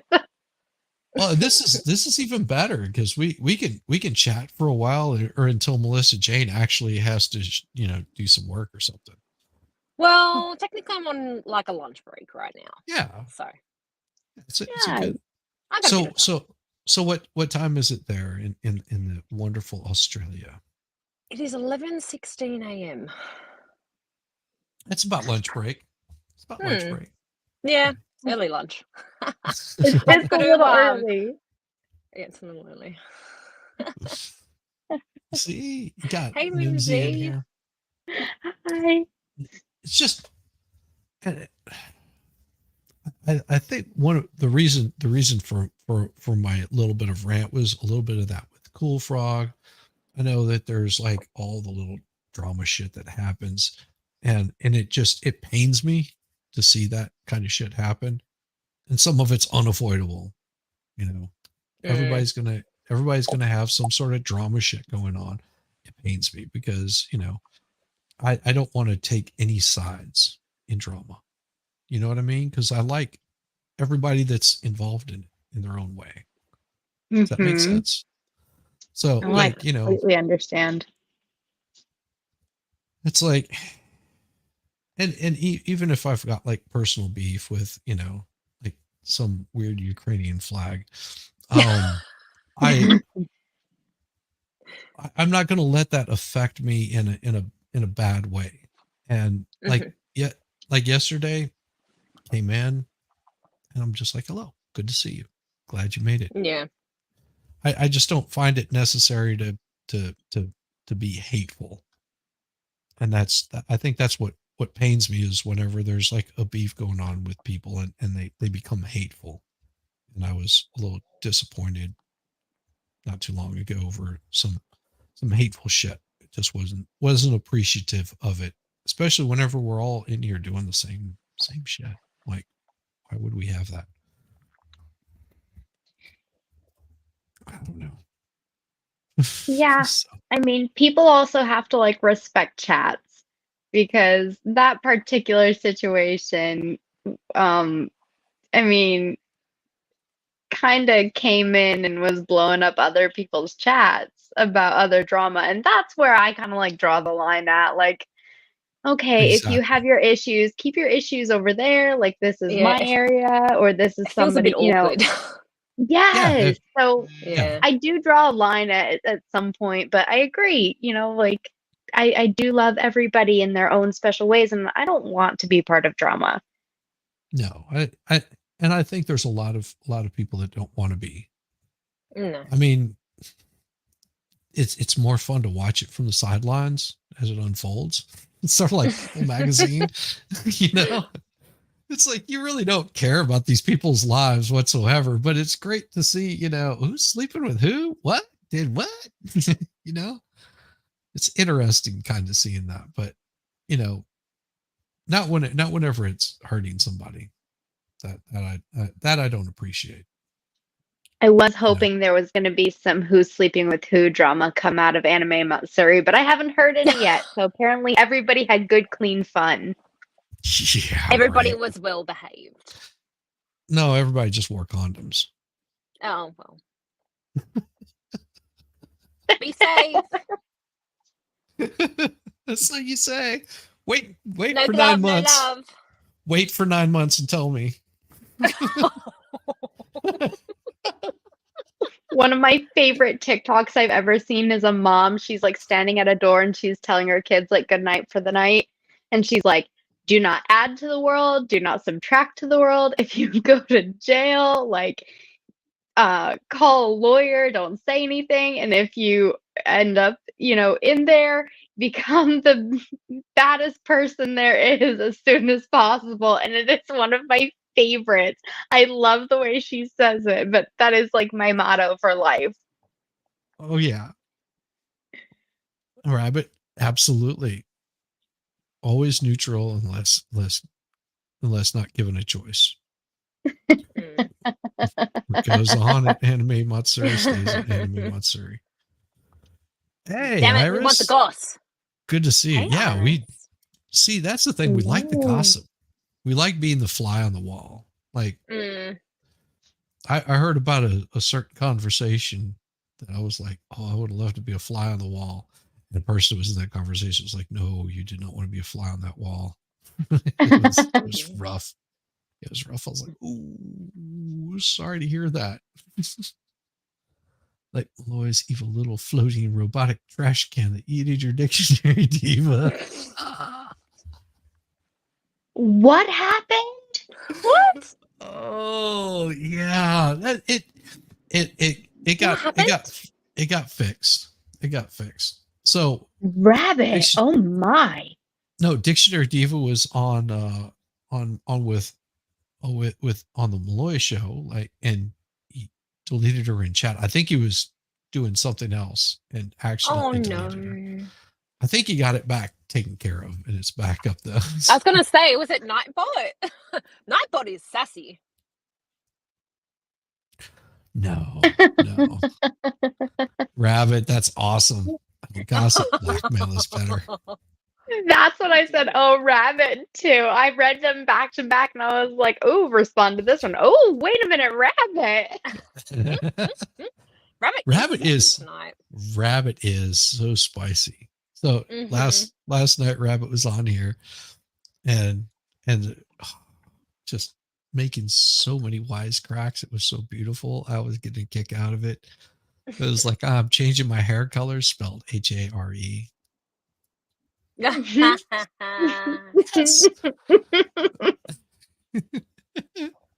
I like it. She had a bunch of them, and that was just the one that stuck out. Because whenever I was on the Expert, I was like, Expert, did you notice Rabbit has changed her hair color and spelled it like she did? She's so cute. I love her. She's awesome. Sun pain meds. Oh Yes.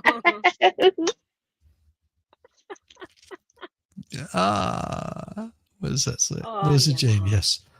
I shall follow in torment to the pits of Hades. As you should, Yamaha. As you should. Exactly. Yeah. Exactly. At How dawn can- we ride. How can anyone not follow Melissa Jane into the pits of Hades? I don't know.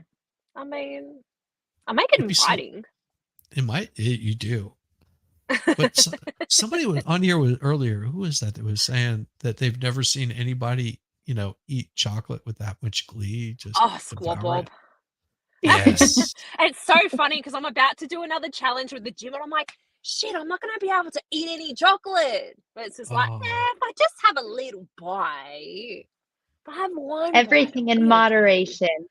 Yes.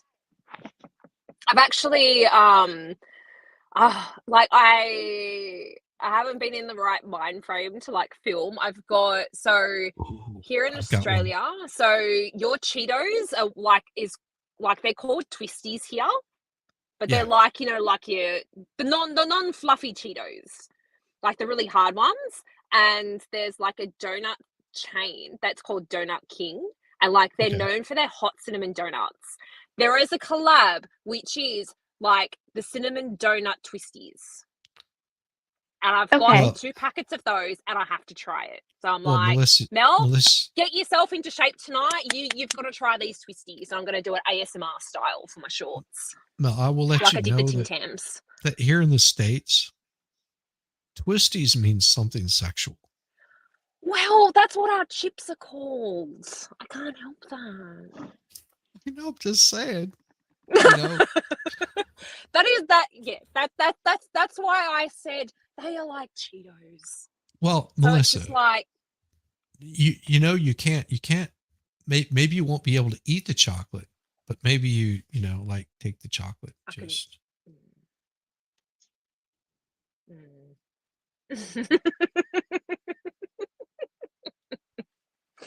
Oh, it's so funny because I was going on, what was it? I think I was on Malloy's, and everyone turned the chocolate shorts thing very in a very non nice direction.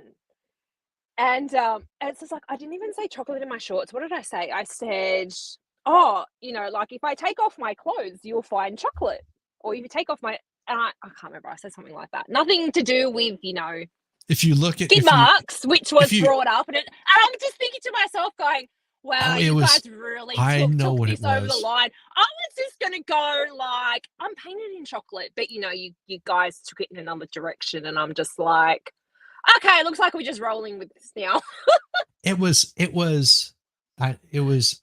if you look at my shorts, I have chocolate in them. Yeah. Or something like that. It was like, oh my, something.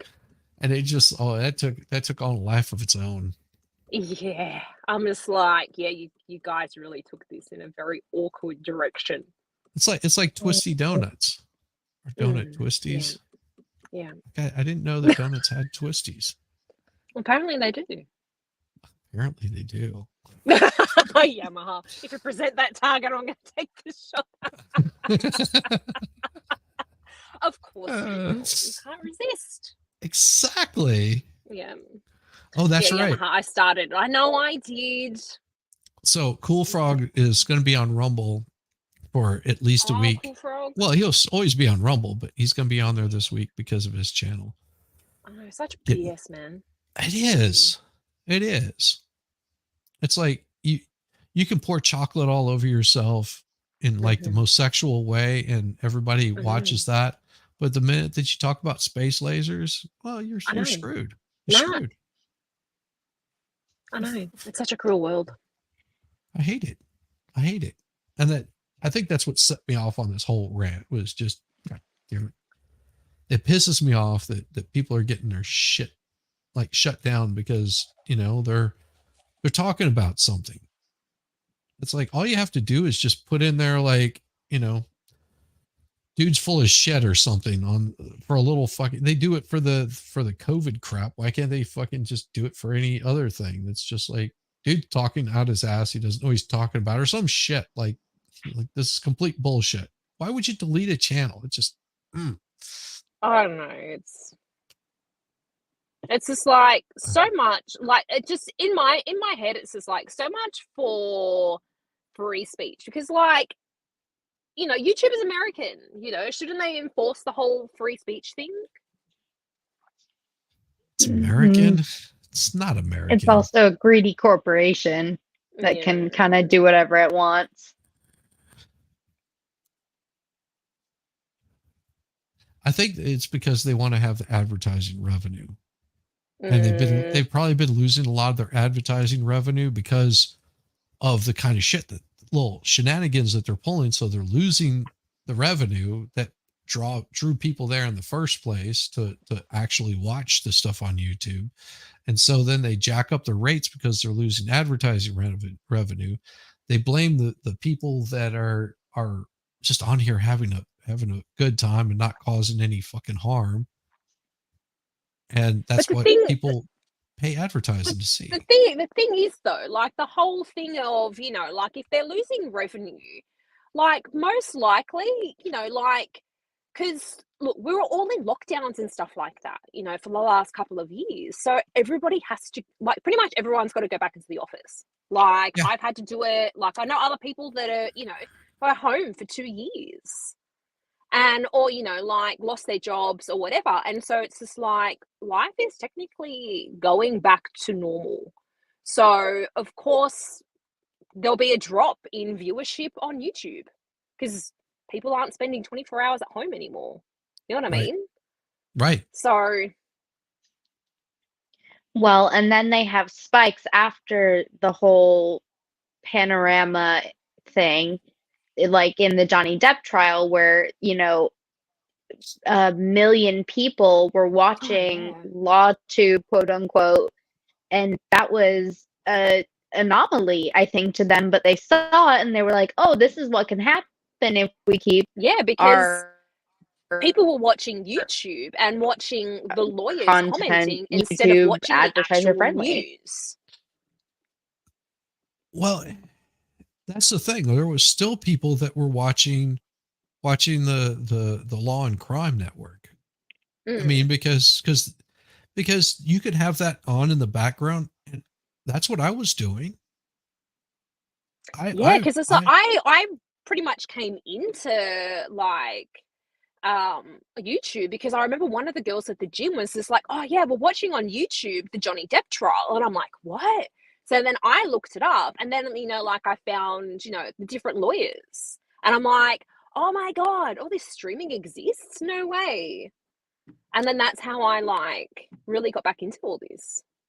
Well, and because I just used to watch like silly stuff on YouTube. Mine was the Rittenhouse trial. That's what got me interested in even watching any of the streaming stuff. Because I would see stuff come up live, and I was just like, oh, shoot, we lost her. That's okay. She'll be back. And if she's not, she just has to go back to work, kind of thing. So I'm not stressing it. No, it was during the welcome back. I boomed it. I hit the wrong button. It is so hard to do it on your phone. Oh, yes. It's so weird being on my phone.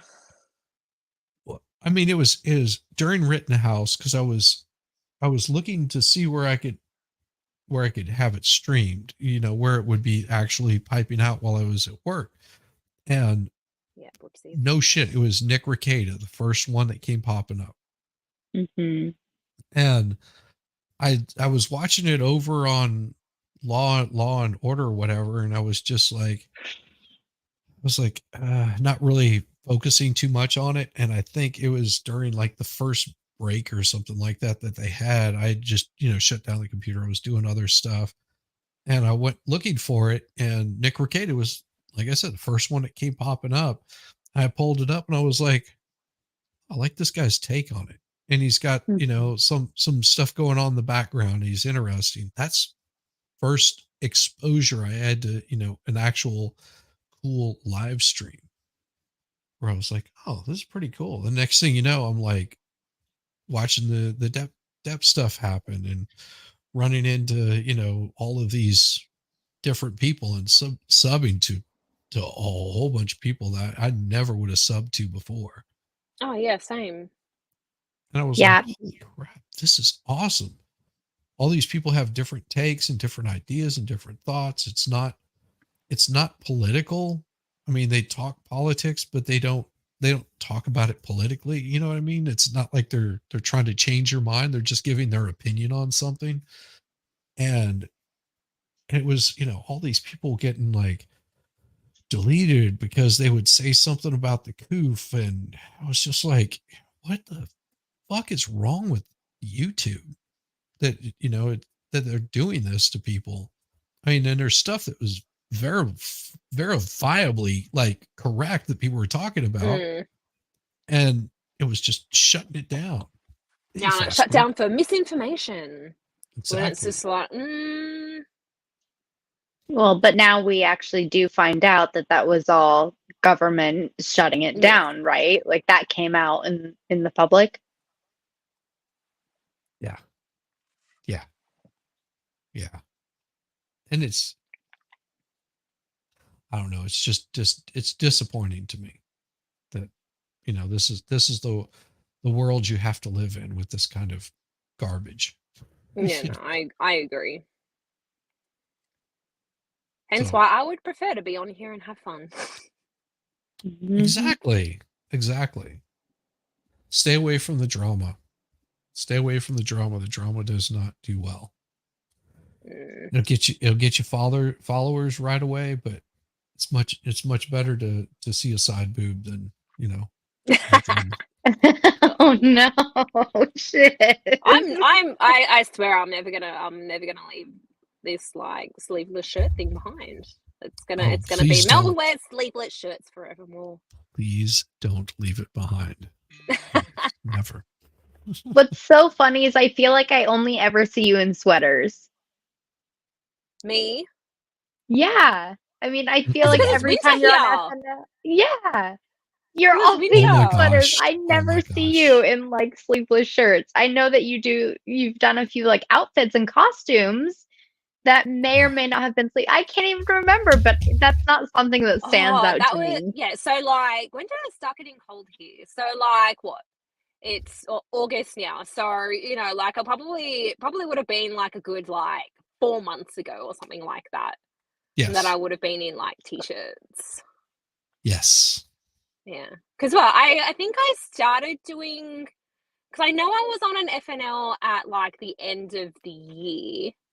And then I think it was more like the new year that I started really being on it. And it was still like boiling hot. I used to have like the aircon like going full blast. That's why I had like the little sleeveless shirts on, because it was so hot.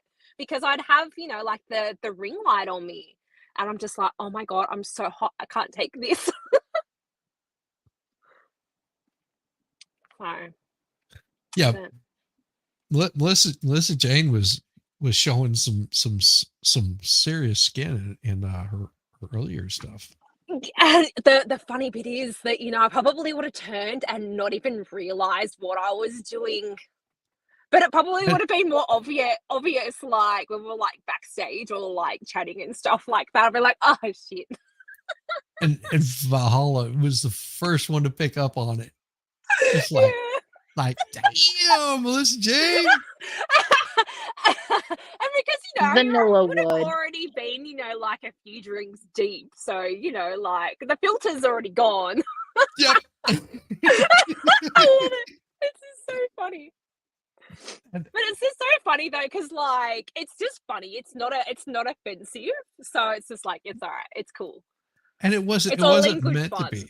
Exactly. No, I know. But how like some people could probably take that the wrong way, and it's just like, oh God, yes. Never take that the wrong way. Yes. That's why I like this whole group. I mean, all the people, my chat, like, Fast Group, he's actually in Georgia. He's down in Birmingham. He does freeze dried. He teaches firearm training. He does firearm training. He does, he's an armor. The dude's brilliant. Brunswick. Sorry. Damn it. Birmingham. I say that every fucking time. It's my bad. He's right. Brunswick. I literally had to ask my husband if there was a Birmingham, Georgia, because I got so confused. I do it every damn time. Because I have a friend that lives in Birmingham. I feel bad for him. That's not his fault. And I always call Brunswick Birmingham. Yes. Brunswick is probably better than Birmingham. Any day. Any day. Any day. No, Birmingham's it's not too bad. I mean, it's growing a little bit, but only because I have a friend there. He's got like 7 kids now, I think. Holy cow. I was going to say something about working in Birmingham now, but I just want to move to the 7 kids. Who? Why? That's a lot. And he started a little late too. And it was funny because he's Jewish, and so he found his wife on JDate. No joke. 7 kids now. Oof. That explains more. Yeah. No, he's good people. He went just it's like this weird group this was whenever I first met my wife. She had a friend that she went to high school with, and then they sort of lost track during college, and then like reconnected after that because they went to the same high school. And I think, how did she meet John? Oh, and that this friend of hers, her husband went to school with this other guy that his father helped like develop some of the AIDS drugs. So they were really, really tight all through college. Him and this other guy were really tight through college. And so the wife comes along, and then because my wife is friends with this person, like she got brought in, and then I started dating my wife, and next thing you know, I was brought in. Plus there was a couple other people that were just sort of like in the group and hung out and everything. And it was, there were nights that we were just like, there was one of the girls like was funneling a bottle of wine. It just gives you any idea how crazy some of these nights would get. Ow. And we're not talking like some $10 bottle of wine or some crap like that. We're talking like a $200 bottle of fucking wine. Wow. Funneling it. My That head must be some hurts tasty just wine. thinking about that. I know, same here. Hers did too. Yeah. No, Ouch. she's actually quit drinking since then. Past group Kansas is nice. See, what is that? However, I'm not sure there's any place that's good to live. Oh, there's always good places to live. Kansas is nice. Kansas is see, there goes Rabbit changing her hair again. Mm-hmm. Bloody Kansas. Funny Pats group. You would hang out with Rabbit in a heartbeat in Kansas. It would be a blast. It would be an absolute blast. There is a giant mural of sunflowers in Kansas. It is so beautiful. I absolutely love it. It is the only place in Kansas that I have like been to and like enjoyed my time there. I've only like stopped driving through, so don't let that like be a judgment on Kansas, but I love this beautiful sunflower mural. You see what Rabbit put in there? Yamaha biker, just chew taffy. You know what? It's so bad. Because I'm Australian, whenever I hear Candace, I just think of Superman. At least you don't think of the Wizard of Oz. Oh, gosh. When we moved from Georgia to Colorado, my mom was driving me, my brother, and my sister by herself. My dad had already moved out there, and we had a Dodge Durango that had a DVD player in it. She made us watch The Wizard of Oz through Kansas, and it is the most boring drive. It is flat. There's nothing to see. It is just vast nothingness. And the movie was so long. I just remember being miserable. I haven't watched The Wizard of Oz in a very, very, very long time.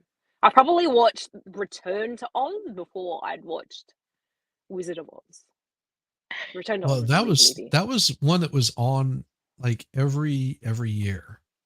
on just like regular TV. You had The Sound Yeah. of Music and you had The Wizard of Oz. Yeah. So I can't tell you And how many probably times Singing in I the saw Rain as those. well. That would have been amongst it.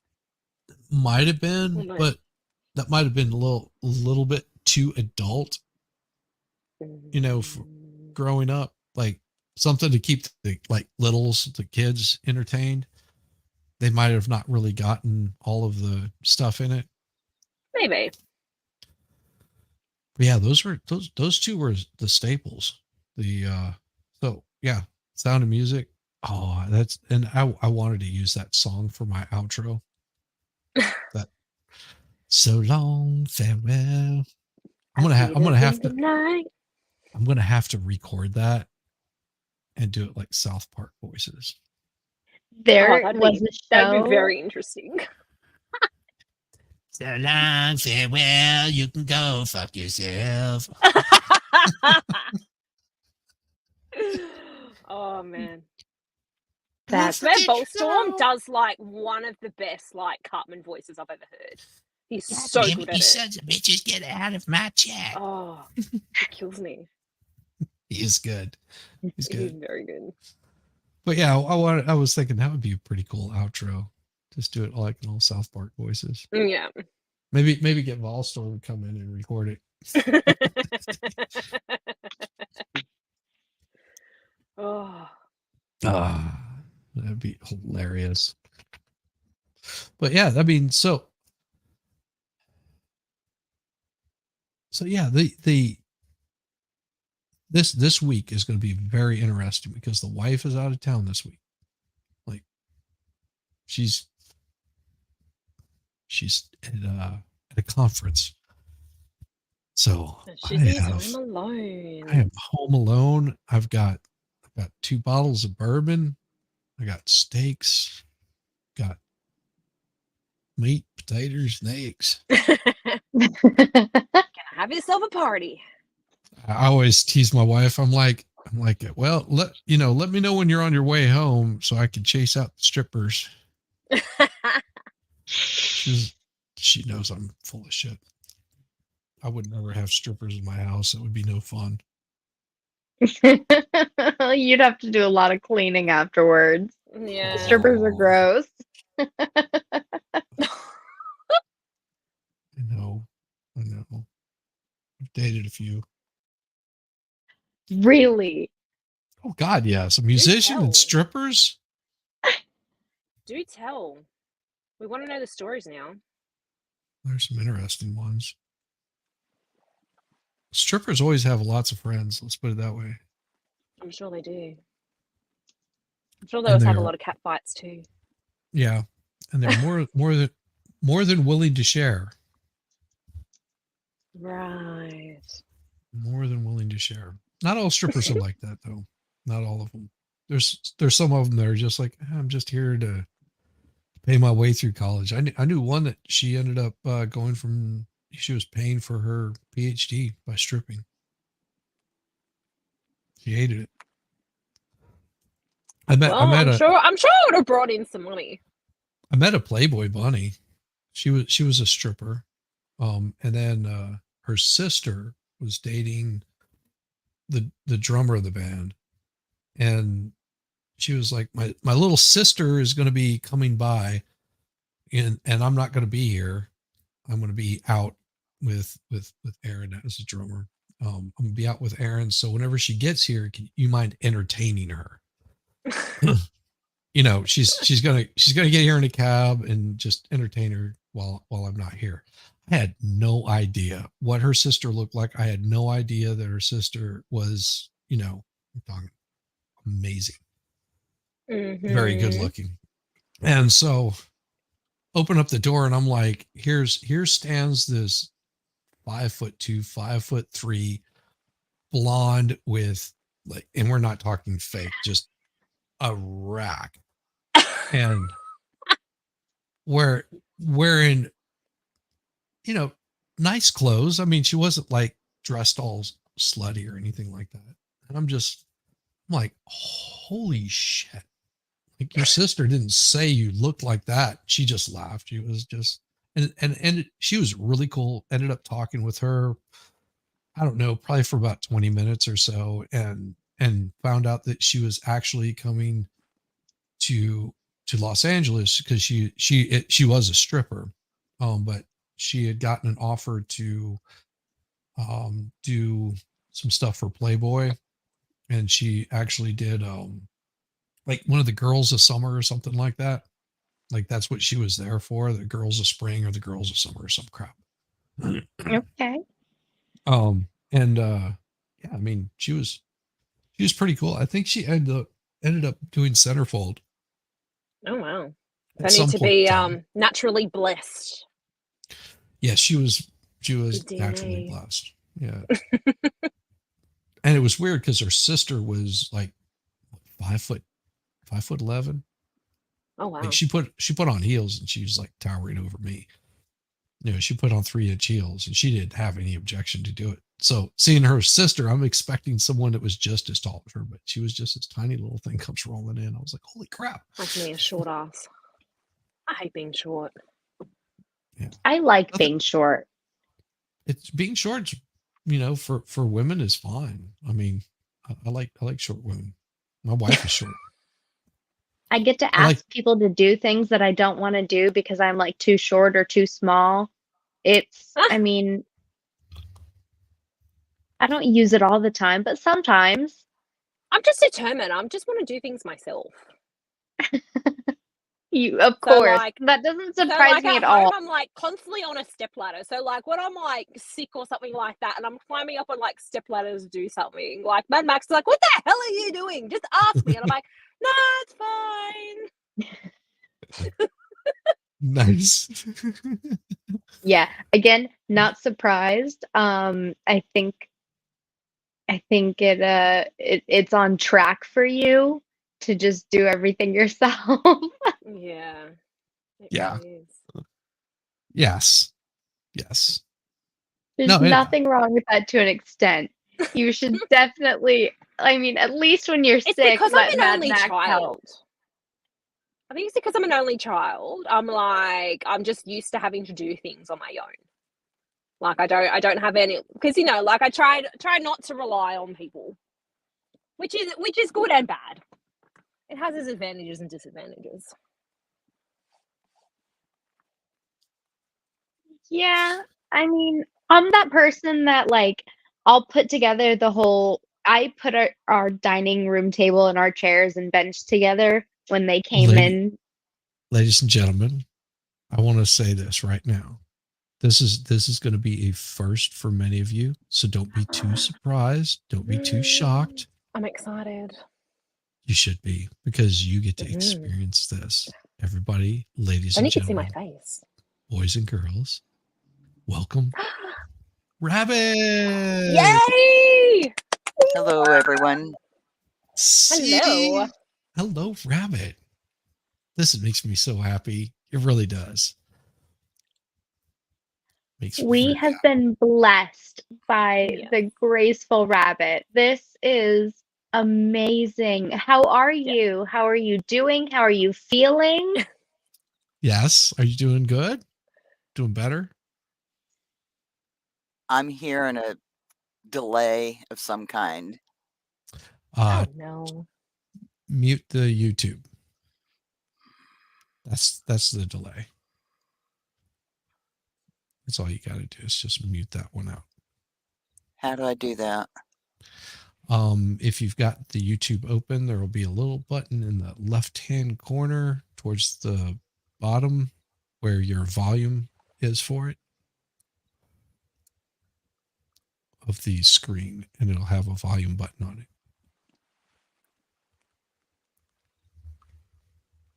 That should You have a mute it out. YouTube tab open?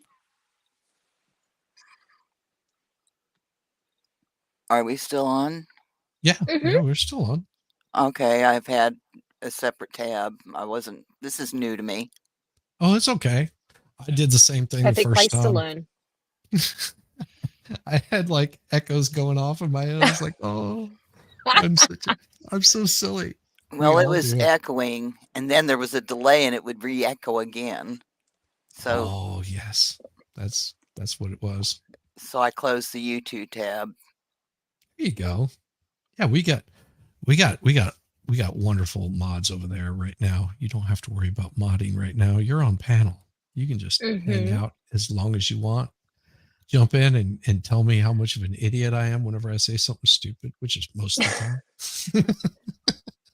Oh, I've got YouTube going on my tablet. Nice. See, you've got all these wonderful people. Look at this. And see, I made history. I got Rabbit on here. You did. This is my first time. Yay.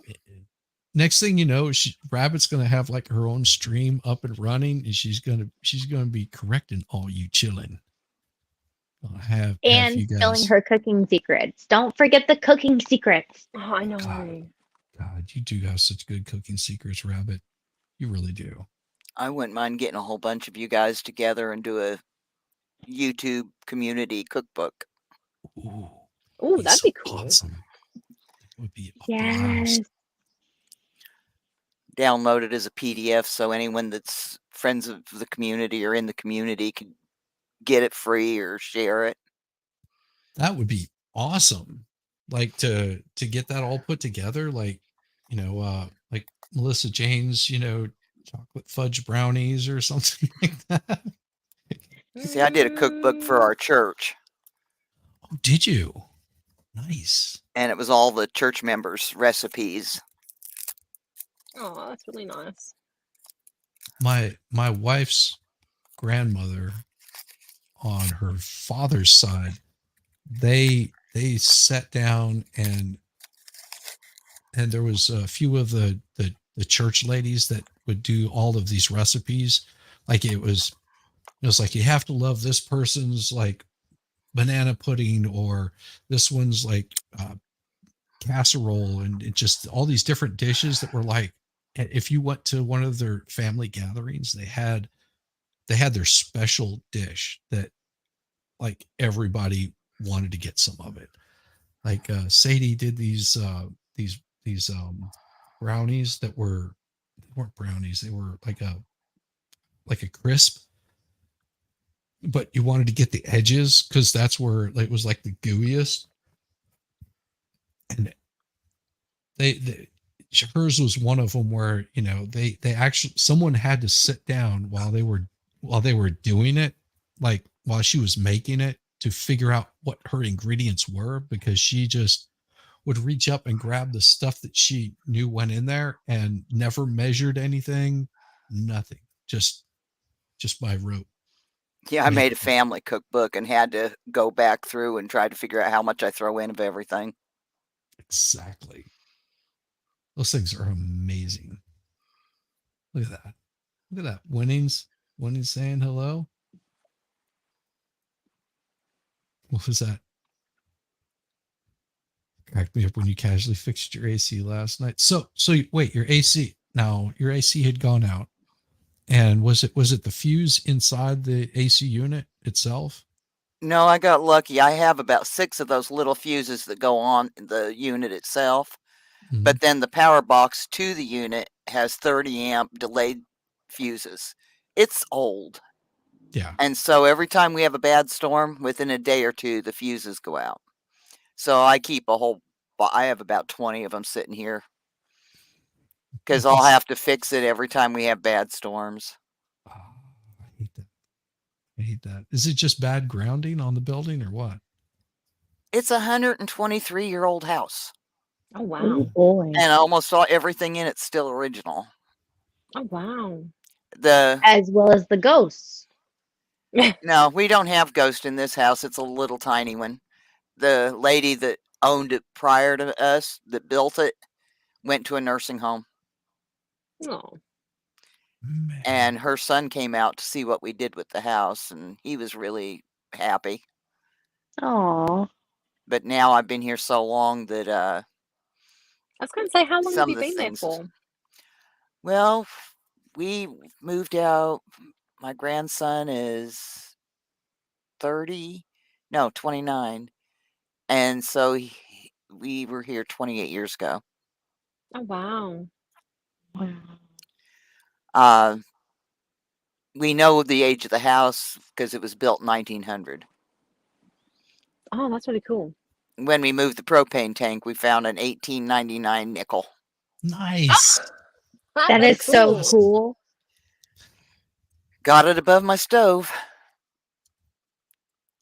I found something in my yard, and it was more than likely the kids before we moved in. Damn, where the hell is it?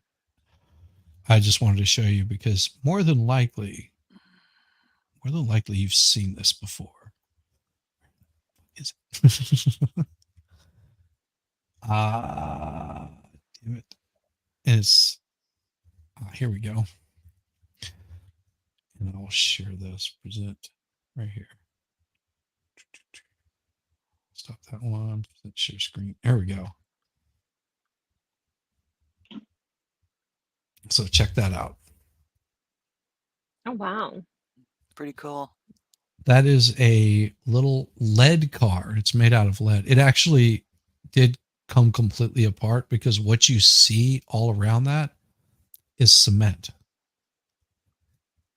They had a fence post that they poured with cement in it, and it was like somewhere in the middle of the yard, like in a really bad spot. And I would always hit the damn thing with the mower. And so I dug it up one day, and whenever I dug it up, I had to, break all the concrete into little pieces to like throw it in the trash. And I hit it the first time, and that thing came falling out of it. And I noticed it because the color green just didn't match any of the other colors. It was an odd color. And that little car was sitting in there. It's so cool. And it's like in our drying shed. They must have had a small section with the kids' toys. Because when we were digging it up and fixing it, we found all kinds of marbles. And I found a meat tenderizer that has to be over 100 years old because it's got 4 little teeth on it on one end. Oh wow. And like Yep. it looks like a wrench on the other end. Oh, Have a little riding horse with a knight on it. that is so cool. I've got all that stuff. My husband built me like a curio cabinet above my stove, and I've got all that in there. Yeah, Fast Group says that looks like an old Avon cologne bottle. No, it's only that big. I mean, it was tiny. But whenever I started scraping all the concrete out of it, the lead just started peeling off and it fell into little pieces. I should have left it alone. But yeah. Like the owners that owned this house before us, it was like their first home, new neighborhood. It was built in the 60s. And we were the second owners. Well, the third owners, because it was Reno, the guy that we bought it from. They had come in and like redid the interior. I mean, my wife and I, we actually looked at a house out in Athens that was, I think they wanted like, I want to say it was like $100,000 for it. It was built in the 1900s and had that big wraparound front porch.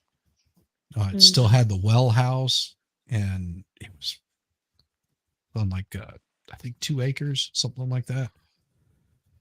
But it was still close to the road. I was like, I don't like it. Don't like it. The walls in a old house does not have drywall. They have plaster over slats. Yes. Well, my husband cut out a box area next to the sink and put shelves in there and took it down to the slats and framed it and made a spice rack. Nice. Very nice. It holds 50 bottles. 50 bottles. That is so cool. So what is one of the common spices that you use whenever you're cooking rabbit? Like your go-to besides salt and pepper? I like smoked paprika. That's my favorite. And then I actually like sweet paprika. I dehydrate about 25 to 30 pounds of onions in the summer. Oh, So I nice. use dehydrated onion all winter. Ooh, that sounds really good. And for some reason, the home dehydrated has a better flavor. For some reason, what doesn't have a better flavor when it's I know. home done? I was gonna say the same thing. Homemade is always better. If I'm not canning it, I'm drying it. Well, and Fast Group, he does his own freeze. He has his own company that he does the freeze dried stuff. It's not bad. It's pretty damn good. I enjoy it. I looked into a freeze dryer, but it's a little out of my budget. I understand. Yep. See, he's got his own little thing that he does, and he sent me up some samples, and still have one more that I need to get through. I did the Chipotle chili. What was that? About a week ago, I did the Chipotle chili. Pretty damn good. I took some Cheez-Its, put them in there. Does he have a website or something that we can look at, or is he just local? Yeah, it's fastgroup.com. Yeah, I'm posting it. And it's all from scratch. Yeah, he cooks it all and then freeze dries it. Oh, wow. Yeah. And the prices on it are not like this ridiculous amount that you'd be paying for it. The meal is good for 1-2 people, like if you're doing a meal, or just good for one person if you're really hungry like I am. Yeah, see, there you go. Fast Group. Fast Group 75. See. Nice. That's and he's got his own little show. He's also over on the Rumble. I ran into him from Steve Gosney. He does have freeze-dried candy, and it's Skittles.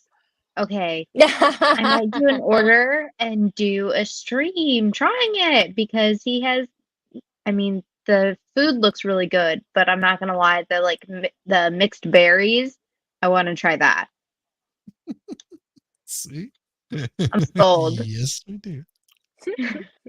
Yeah, Fast Group's good people. He really is. And whenever I talk about, whenever I see him on here, if I can always promote him, I always want to, because he's just so much fun.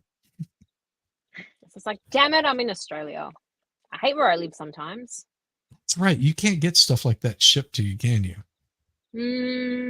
I'm not sure. I know there's a couple of American candy stores here, and they've got some. I know, I think maybe 1 or 2 of them have some freeze dried candies, but it's expensive. Yeah, you've got to get with Aussie Overlord. He has a PO box in Sarasota, Florida, that he does a shippy thing from, and I think you guys are kind of close to each other. Maybe no, we're in different states. Oh, I thought you were closer than that. No. Dang it. Yeah. No, so with Australia, on the East Coast, so I'm kind of in the middle, I'm in New South Wales. So Aussie Overlord is in Victoria, so it's the next sort of state down. Because I know, I think between Magcor and I think there's probably about 8 or 9 hours drive between where Magcor and I are. Is that a long way for you? Yes. Okay. No, I was just curious. We've done the drive before. So I used to live sort of down, not where Magcor is, but in the city, because I think Magcor's more in the country, and I used to live more in Melbourne, and but yeah, we used to do we've got friends and stuff like that in Melbourne, so we used to do the drive quite often. So yeah, it's a 8-9 hour drive. That's a pretty decent drive. I was thinking I could do a 3-hour drive for a day trip, but 8 or 9 hours would definitely be an overnight stay. Yeah, definitely an overnight stay. I think with my ex-boyfriend, I was just there was because I had friends with him down in Melbourne, and I think we left one night at 7 o'clock at night going, yeah, let's just go down to Melbourne. And we got there, something ridiculous at 2 o'clock in the morning or something. Oh my It's like, yeah, goodness. let's just drive. Yeah, see, now for me, an overnight stay is if I'm driving about 6 hours. That's definitely an overnight stay. Mm.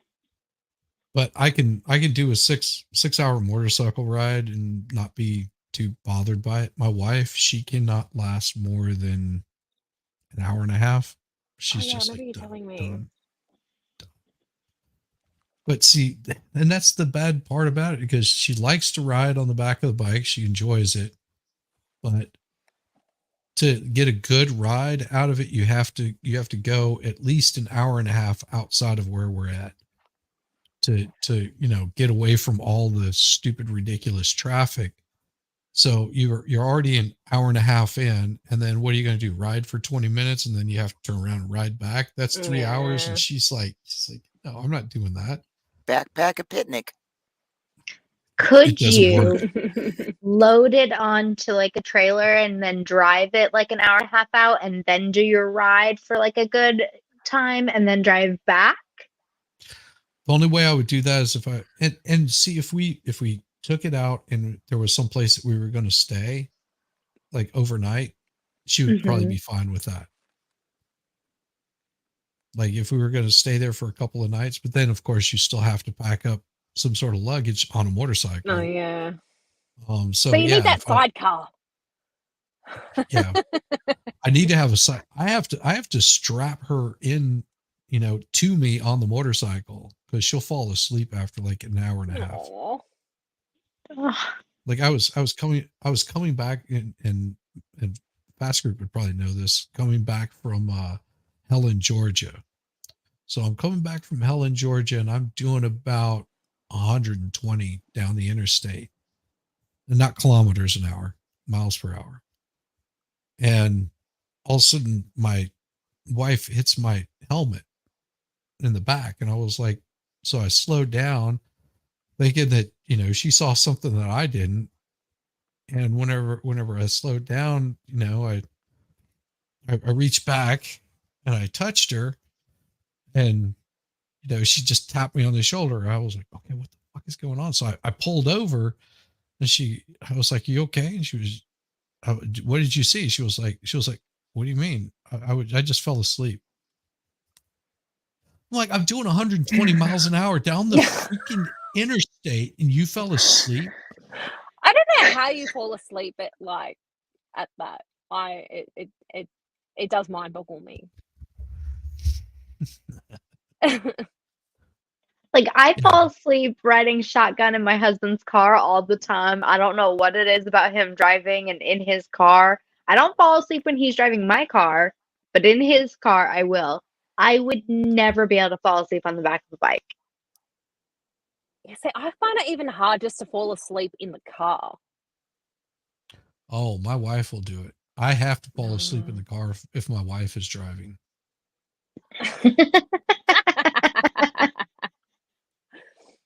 As if I don't, I'm just going to be like this the whole time. Maybe that's what the thing is, because I've been in a few accidents, so I think that's why I can't fall asleep in a car. I fell asleep driving and was in an accident and still fall asleep in a car. So Now, if I'm driving alone with nobody in the car, I don't get tired. But if somebody else is in the car with me, I start getting drowsy. That's so weird. I can't sleep. Oh, I have to Rabbit, tell my I wife think we know you can't talk. sleep in general. Well, I definitely can't sleep in a moving vehicle. When we flew to England with another couple, I was the only one awake all night, and the bathrooms, only one worked on the plane. All the others went out of order. And in the morning, I guess it was around 2 a.m., the bathroom started working again. So I was the first one to get my cleanup. But then I was total waste the rest of the day. Oh God, I was the same way going to England. I did not sleep. I didn't sleep on our way to Italy. I just couldn't. I mean, I'm 6 foot, so getting in a plane isn't a big deal. Getting in a good seat is not a bad thing. I was sitting by the window and had the thing laid back and could not fall asleep. I just lay there with my eyes open. I was like, I'll just watch something on damn movie. I don't know. And I got up to use the restroom, and my wife took my seat, which I guess was supposed to be hers anyway, but she took the seat. And this was after they like served breakfast or something like that. She was like, I couldn't sleep at all. If I would have had this spot, I could have slept. Oh my God, this is so comfortable. Like, you've got so much room. I was like, shit. I was like, thank God I wasn't in your seat.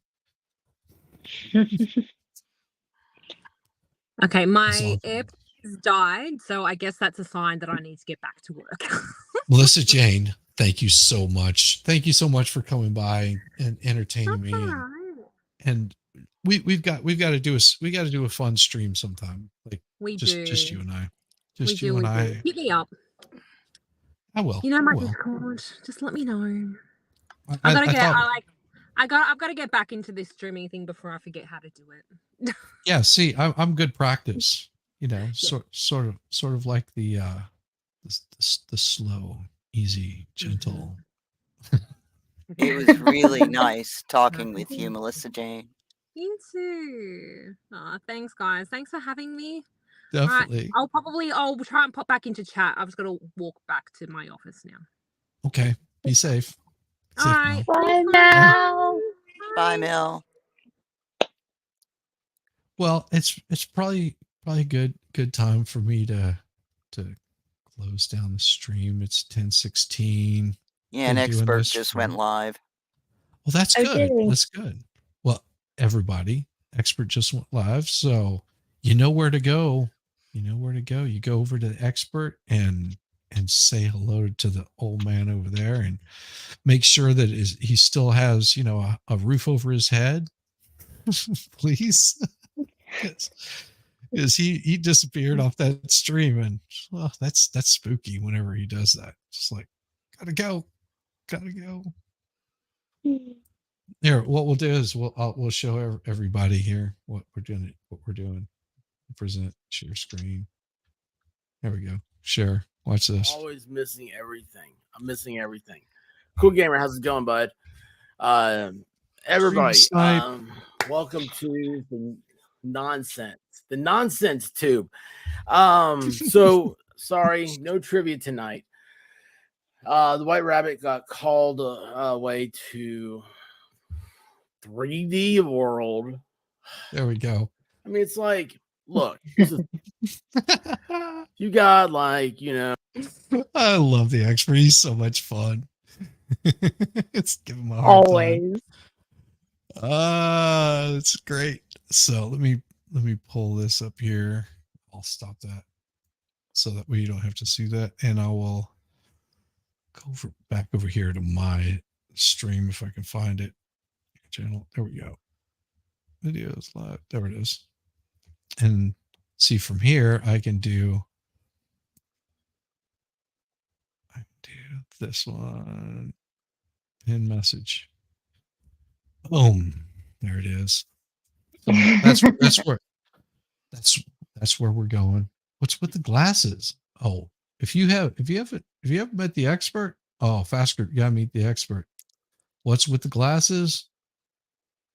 Because his future's so bright. Gotta wear shades, brother. Gotta wear shades.